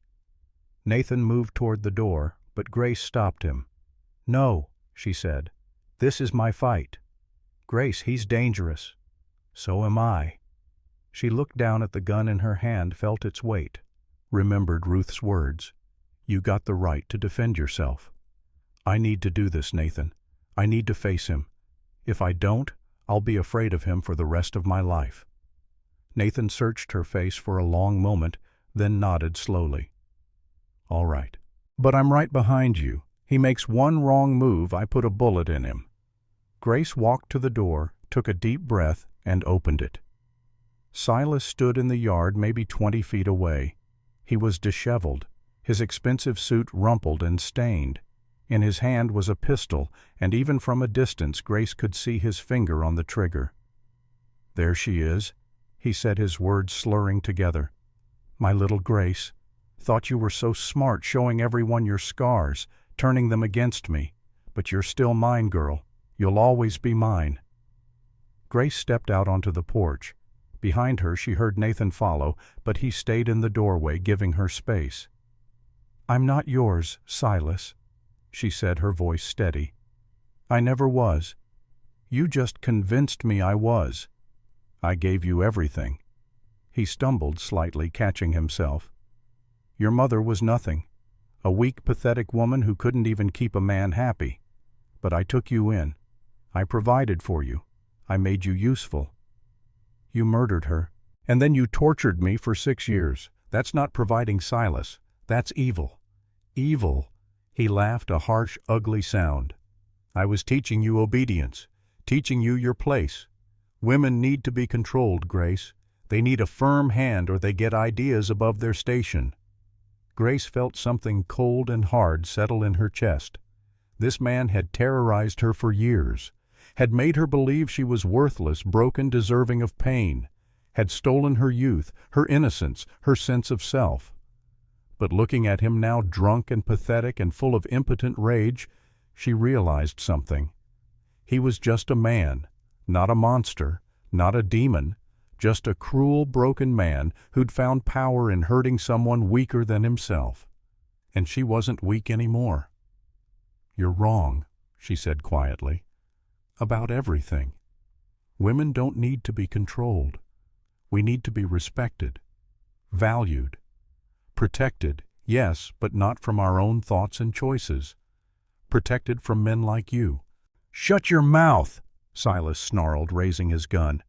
"You don't get to talk back to me. You don't get to disobey. You're coming back with me right now, and I'm going to remind you of your place. I'm going to make you remember what happens when you run from me." "No, Silas." Grace raised her own gun, pointing it directly at his chest. Her hands were steady. "I'm not going anywhere with you. Not now, not ever. And if you take one more step toward me, I'll shoot you.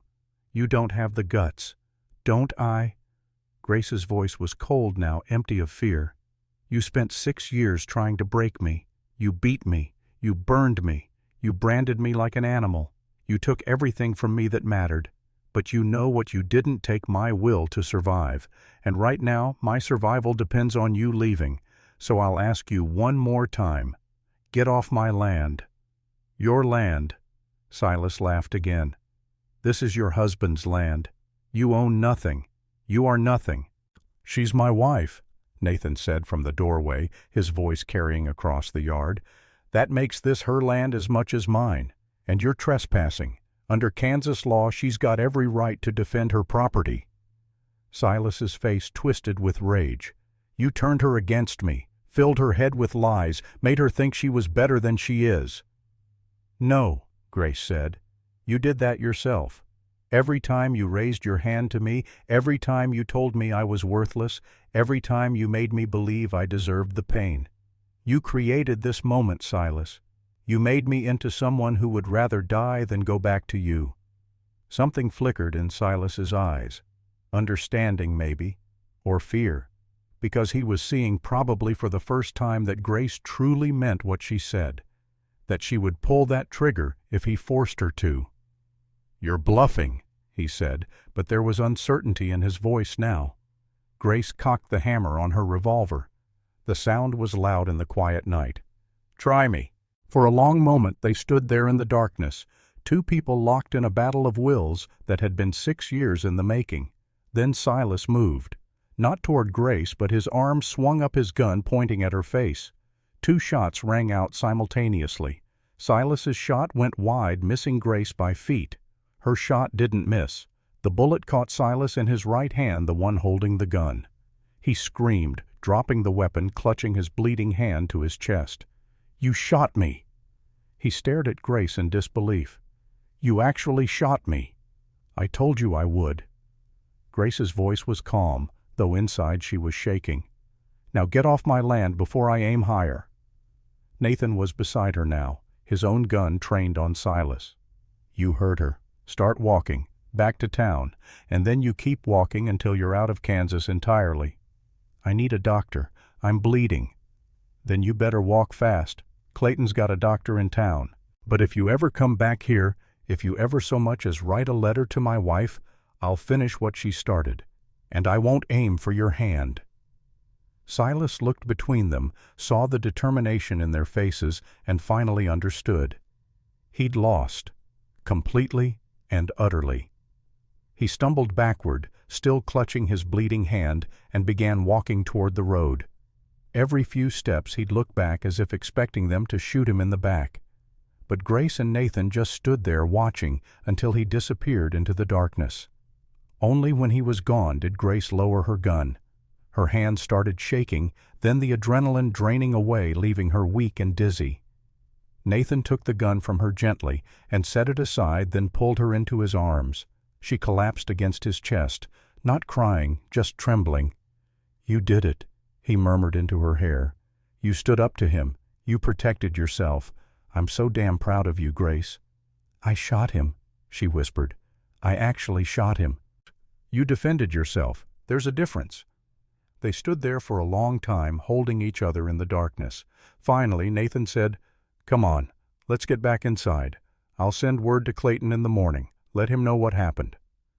Inside the cabin, Nathan lit the lamp and checked the broken window. It wasn't bad, just a small pane that could be easily replaced. Silas had apparently thrown a rock through it to wake them.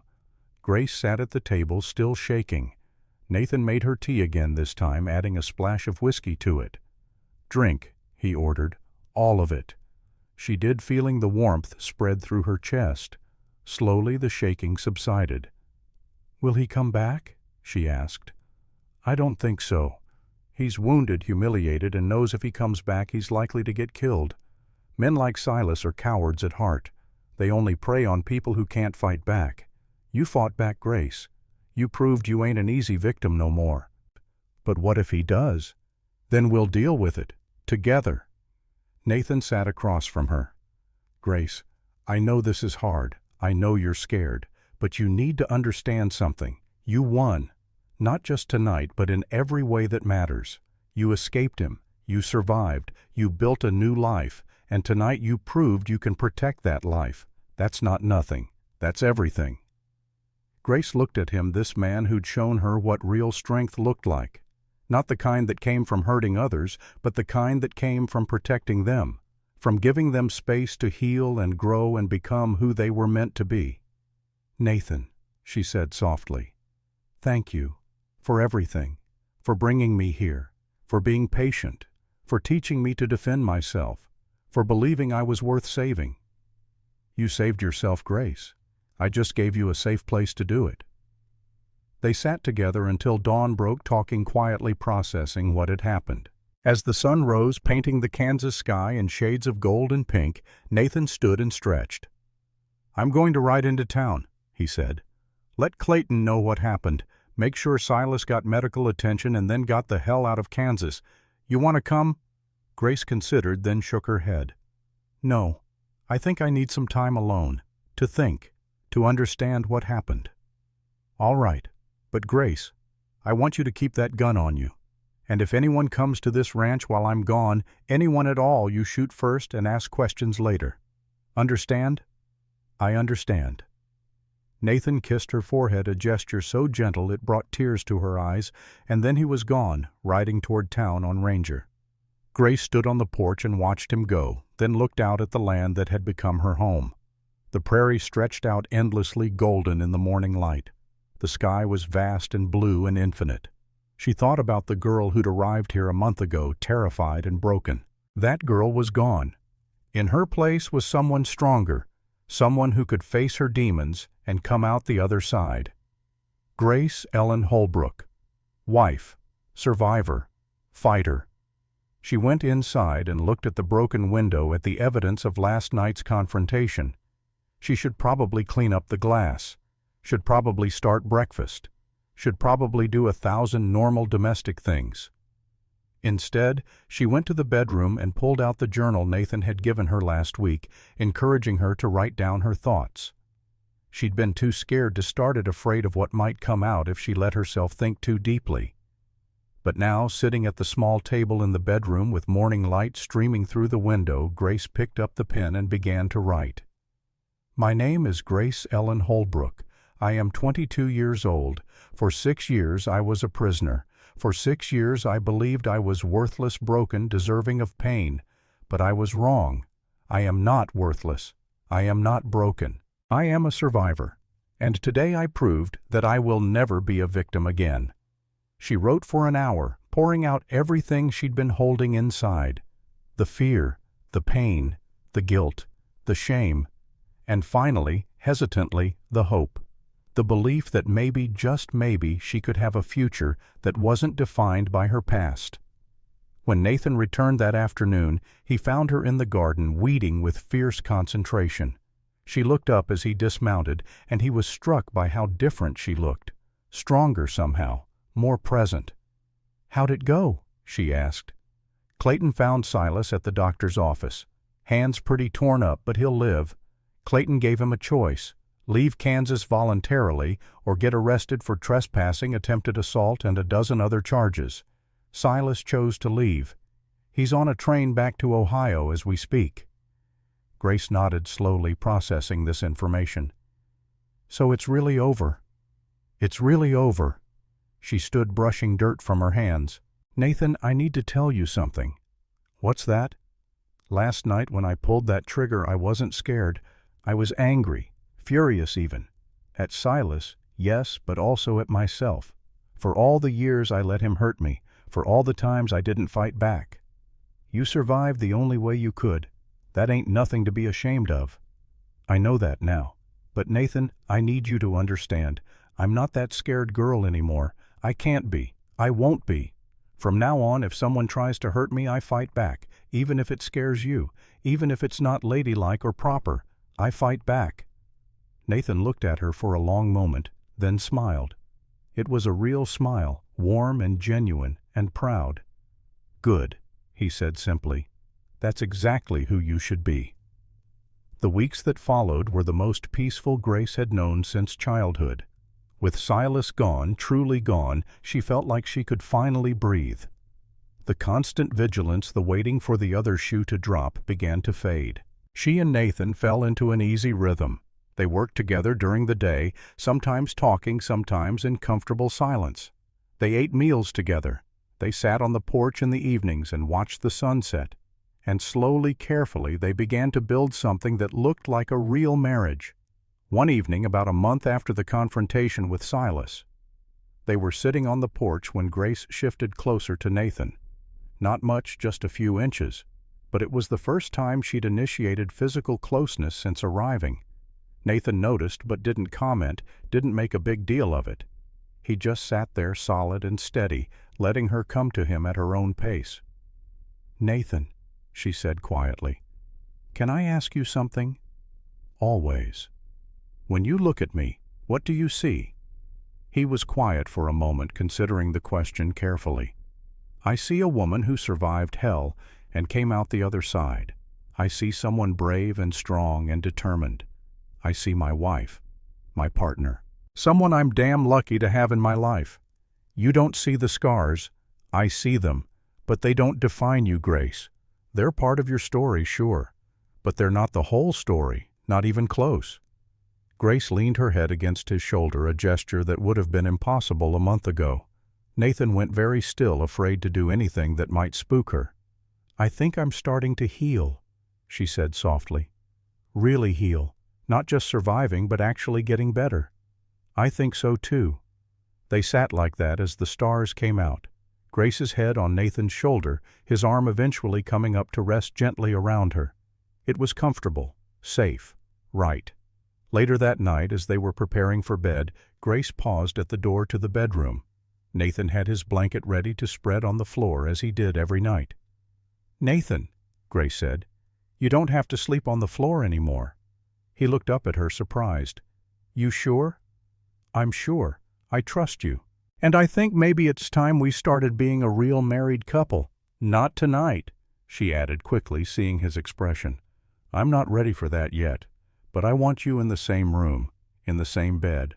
I want to fall asleep knowing you're right there." Nathan nodded slowly. "All right. But Grace, you say the word any time and I'll go back to the floor. No questions asked." That night they lay in bed together, for the first time a careful distance between them. But sometime in the night, Grace's hand found Nathan's, and they fell asleep like that, fingers intertwined. It was a beginning. Not of something passionate or desperate, but of something steady, something that might, given time, grow into real love. The next morning, Grace woke to find Nathan already up making coffee. She joined him in the kitchen, and they worked together to make breakfast. As they ate, Nathan said, "Ruth stopped by yesterday while you were in the garden, asked if we wanted to come for dinner next week. Said she's got some other neighbors she wants you to meet." "I'd like that," Grace said. And she meant it. She was ready to be part of this community, ready to build a life that extended beyond just the ranch. Over the next few weeks, Grace did exactly that. She attended Ruth's dinner and met other ranch families.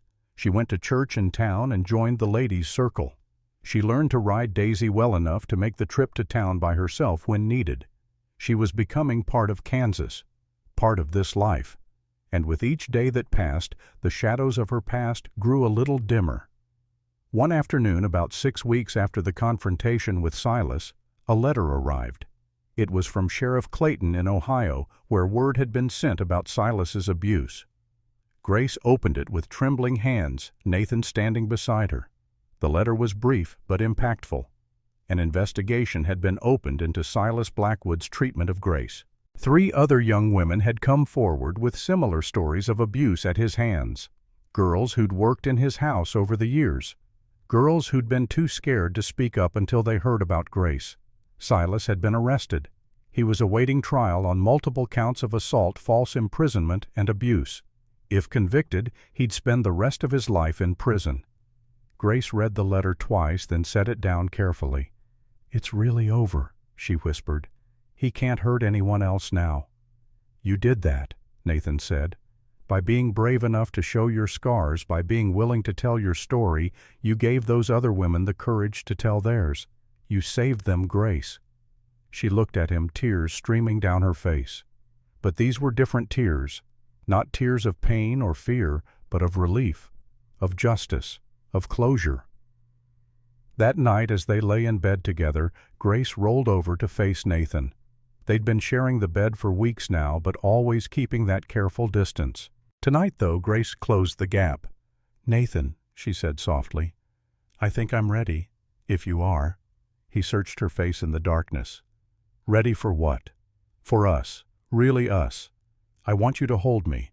I want to know what it feels like to be touched by someone who actually cares about me, someone who won't hurt me." "Grace, are you sure? Because there's no rush. We can wait as long as you need." "I'm sure. I'm scared, yes. But I'm sure. I need to know that not all touch is violent, that intimacy can be gentle and safe. And I trust you to show me that." Nathan pulled her close, his arms wrapping around her carefully, giving her every chance to change her mind. But Grace melted into his embrace, her head tucked under his chin, her arms around his waist. They lay like that for a long time, just holding each other. And then Grace looked up, and Nathan looked down, and slowly, carefully, he kissed her. It was gentle, tentative, nothing like the brutal kisses Silas had forced on her. This was a question, not a demand, an offering, not a taking.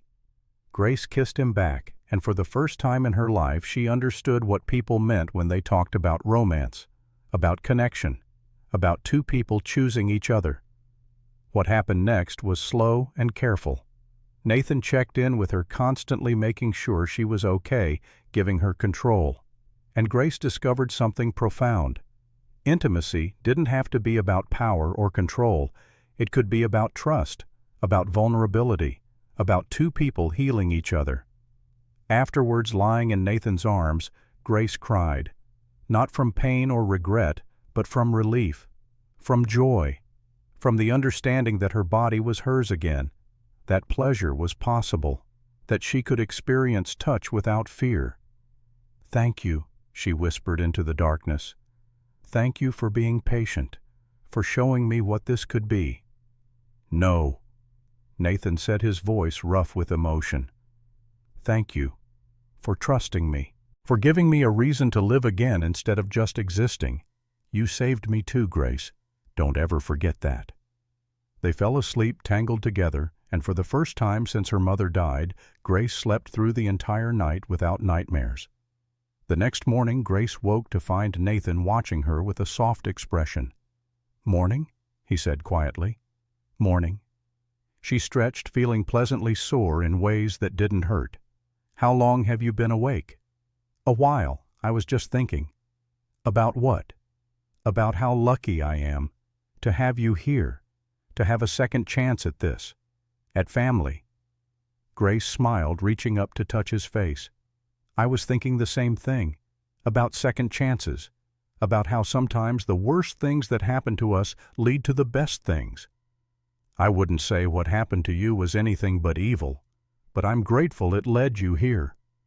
They spent the morning in bed talking quietly about everything and nothing, about their childhoods, about their dreams for the future, about the ranch and the life they were building together. Eventually, though, work called. Nathan had cattle to check, and Grace wanted to work in her garden. They dressed and went about their day, but there was a new ease between them, a new intimacy that went beyond the physical. They were partners now, true partners, in every sense of the word. As weeks turned to months, Grace continued to heal. The nightmares became less frequent. The flinching at sudden movements stopped almost entirely. She laughed more, smiled more, became more of who she'd always been meant to be. One day, about 3 months after Silas's arrest, Grace was in town picking up supplies when she saw a familiar face. Sheriff Clayton. "Mrs. Holbrook," he said, tipping his hat. "I'm glad I ran into you. I got word from Ohio this morning. Thought you'd want to know." "What kind of word?" Silas Blackwood was convicted. All counts. The judge gave him 20 years hard labor. He'll be an old man when he gets out. If he gets out. Grace felt something inside her let go. The last piece of fear she'd been carrying around, the worry that somehow Silas would escape justice, finally released. "Thank you," she said, "for everything you did to help me." "Just doing my job, ma'am. But I gotta say what you did, showing those scars, telling your story, that took real courage. You inspired a lot of people, including me." As Grace rode home that afternoon, supplies in the back of the wagon, she thought about courage, about survival, about the long, difficult journey from victim to survivor to something more, something stronger. She'd been through hell, had scars inside and out that would never fully disappear, but she'd survived. More than that, she'd built a life worth living. She'd found safety, found partnership, and maybe, just maybe, found love. Not the romantic, passionate love of novels, but something deeper. Something built on trust and respect and genuine care. Something real. When she got home, Nathan was waiting on the porch. He helped her unload the supplies, and as they worked together, Grace realized something. She was happy, genuinely, truly happy. For the first time in 6 years, she could look forward to tomorrow without fear, could make plans for the future without wondering if she'd survive long enough to see them through. That evening, as they sat on the porch watching the sunset, Grace took Nathan's hand. "I love you," she said simply. "I don't know when it happened. Maybe gradually over all these months, or maybe all at once that first night when you chose to sleep on the floor. But I love you, Nathan Holbrook, and I wanted you to know." Nathan squeezed her hand, his weathered face breaking into a smile. "I love you too, Grace. Have for a while now. Just been waiting for the right time to say it. Is this the right time? Every moment with you is the right time." They sat together as the sun set, as the stars came out, as the vast Kansas sky stretched above them. Two broken people who'd found each other, and in doing so, found a way to be whole again. Grace Ellen Holbrook was 22 years old. She'd survived abuse, escaped torture, faced down her demons, and built a new life from nothing. And she was just getting started. The Kansas sun burned hot in the summer of 1873, but Grace Ellen Holbrook no longer feared the heat. She stood outside a new building on the edge of Abilene, a modest 2-story structure with a sign above the door that read, "Safe Haven, Shelter for Women." 5 years had changed everything. Grace was 27 now, her face fuller, her body stronger. The shadows that had haunted her eyes were gone, replaced by something else: determination, purpose, peace. Inside the shelter, 6 women sat around a large table listening as Grace spoke about self-defense, about healing, about reclaiming their lives.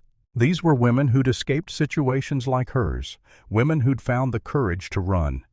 "You don't owe your abuser anything," Grace said, her voice steady and clear. "Not forgiveness, not understanding, not one more second of your life.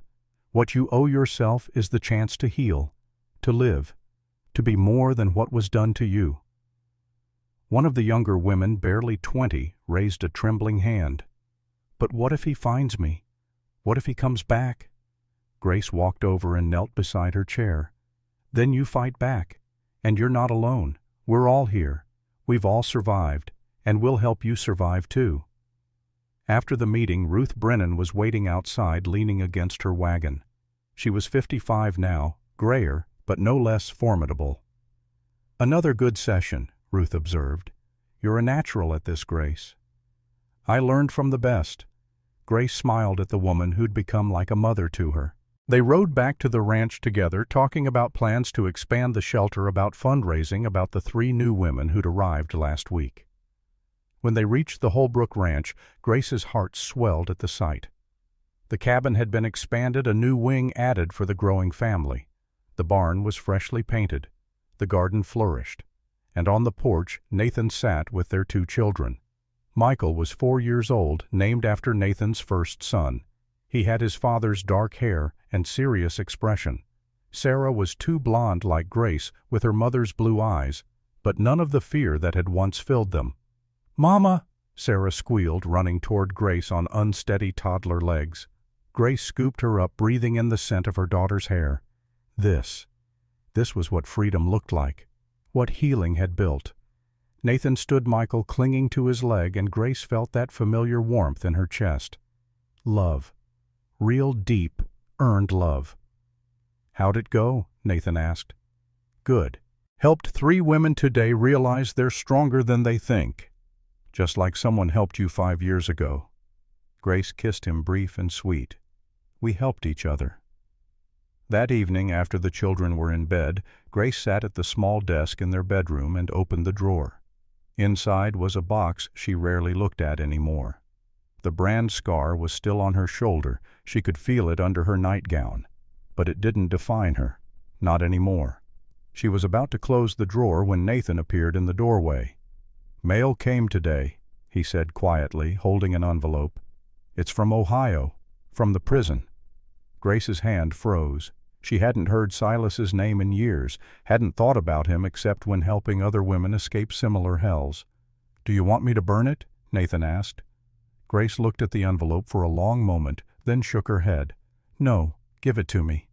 Grace opened the letter with steady hands. Nathan sat beside her, close enough to support, but not hovering. The handwriting was shaky, the words uneven. "Grace, I am dying. The doctors say I have weeks at most. Tuberculosis, they call it. Fitting, I suppose, that I should die drowning in my own fluids after spending so many years drowning you in fear. I don't expect your forgiveness. I don't deserve it.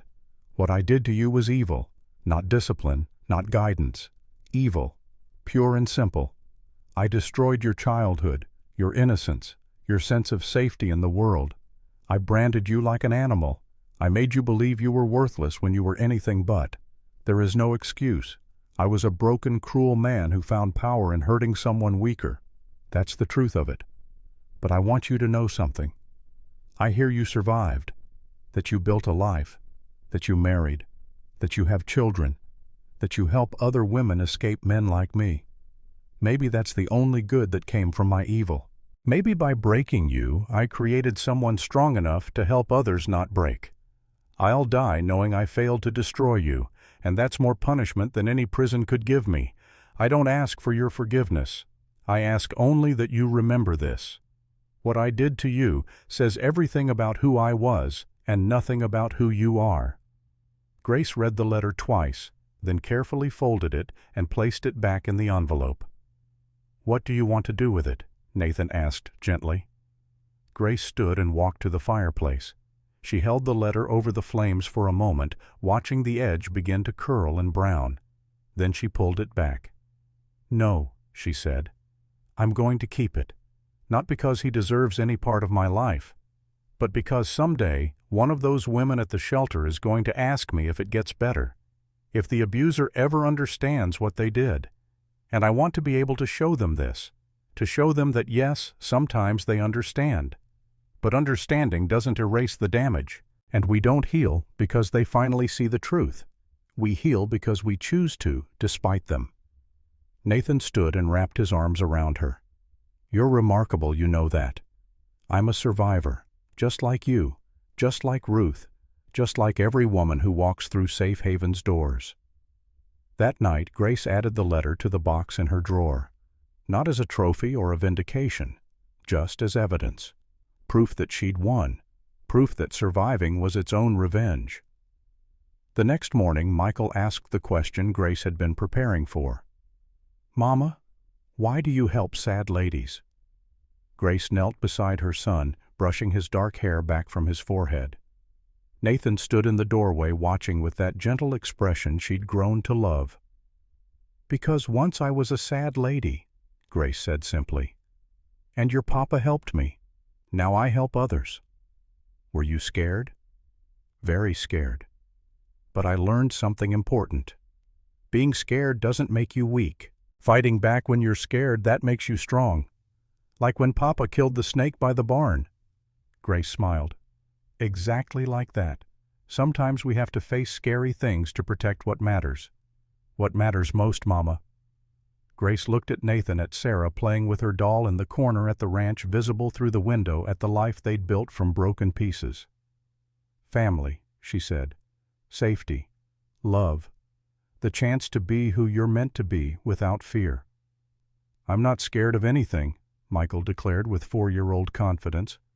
I know, sweetheart, and I hope you never have to be. But if you are, someday remember this.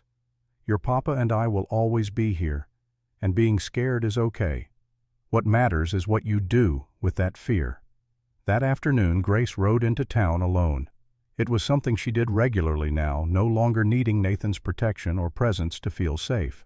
She stopped at the general store, at the post office, at the church where she and Nathan had renewed their vows on their 5th anniversary. People greeted her warmly. Mrs. Holbrook, Grace, the woman who ran Safe Haven, the survivor who became a savior. She was known, respected, part of this community in ways she'd never been part of anything in Ohio. On her way back to the ranch, Grace stopped at the creek where she and Nathan used to sit. She dismounted and stood at the water's edge, remembering the terrified girl who'd arrived 5 years ago. That girl was gone. In her place was a woman, a wife, a mother, an advocate. Grace touched the scar on her shoulder through her dress. SB, the brand that had once marked her as property. Now it was just a reminder of how far she'd come, of what she'd survived, of the strength she'd found in herself. "Thank you, Silas," she whispered to the wind, not because he deserved thanks, but because she'd needed a crucible to forge her into who she'd become. "You meant to break me. Instead, you made me unbreakable." She mounted Daisy and rode home. Now I know some of you listening might be thinking this is just a story, a nice tale about a woman who escaped and a man who saved her. But let me tell you something. Grace didn't need saving. She saved herself the moment she broke into that safe and took what she needed to run. Nathan just gave her a place to heal. There's a difference, and that difference matters, because maybe you're listening to this in your truck driving home from a job you hate. Maybe you're in your living room looking at walls you've stared at for 40 years. Maybe you're wondering if it's too late to change, to heal, to become something more than you've been. Grace was 22 when she ran. Nathan was 52 when he wrote that letter. They were both broken, both carrying guilt and shame and wounds that wouldn't heal, but they chose. Every day they chose to keep trying, to keep healing, to keep building something worth living for. Grace is 27 now in this story. She's got a husband who loves her, 2 children who'll never know fear in their own home, a shelter that's helped dozens of women escape their own versions of Silas. Nathan is 57. He's got a second chance at family, at love, at leaving a legacy that matters. And Silas died alone in a prison cell, his last words an acknowledgement of his evil. That's justice, not perfect justice, but justice nonetheless. So I'll ask you something. What are you carrying that needs to be put down? What guilt? What shame? What fear? Because Grace carried all of that for 6 years. She carried the weight of her mother's death, the brand on her shoulder, the belief that she was broken beyond repair. And then one day, she decided to run, to try, to risk everything on the slim chance that maybe, just maybe, life could be different. That's not special. That's not heroic. That's human. That's what we all can do when we're pushed far enough. The question is, how far do you need to be pushed before you decide to run? Before you decide to change? Before you decide that surviving isn't enough anymore, that you want to actually live? Grace would tell you it's never too late. Nathan would tell you the same. And Silas, if he could speak from his grave, would tell you that evil doesn't win unless good people choose to do nothing. So do something. Choose something. Change something. Because that's the real story here. Not that Grace escaped, but that she chose to keep choosing every day to be more than what was done to her. And you can too. Now, if this story meant something to you, I want to hear from you. Leave a comment telling me where you're listening from and what time it is right now. Tell me if you've ever had to run from something. if you've ever had to rebuild yourself from scratch. And if you know someone who needs to hear this, someone who's carrying too much, someone who's forgotten that they're stronger than they think, share this with them. Because sometimes a story is just a story, but sometimes it's a lifeline. Thanks for listening, partner. Until next time. Nathan with Michael on his shoulders, Sarah holding his hand, all three laughing. Ruth and Grace riding horses together, two survivors side by side. The scar on Grace's shoulder visible as she changes clothes. No shame anymore, just acceptance. Grace's journal final entry visible. Spring 1873. Today I taught 3 women how to shoot. One of them cried afterward, said she never thought she'd feel powerful. I told her what Nathan told me. You were always powerful. You just forgot for a while. I'm 27 now, married 5 years, mother of 2. But more than that, I'm free. If you're reading this years from now, maybe you're my daughter. Sarah grown up, remember this? Your worth is not determined by what others do to you. It's determined by what you choose to do with what's left. Choose to live. Choose to heal. Choose to be more than your scars. I did, and it saved my life. Grace Ellen Holbrook, Spring 1873. Final shot. Grace and Nathan on the porch at sunset, children playing in the yard, the vast Kansas sky stretching forever above them.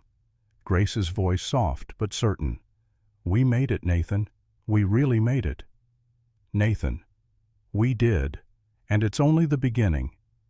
They hold hands as the sun sets, 2 broken people made whole, and the screen fades to black.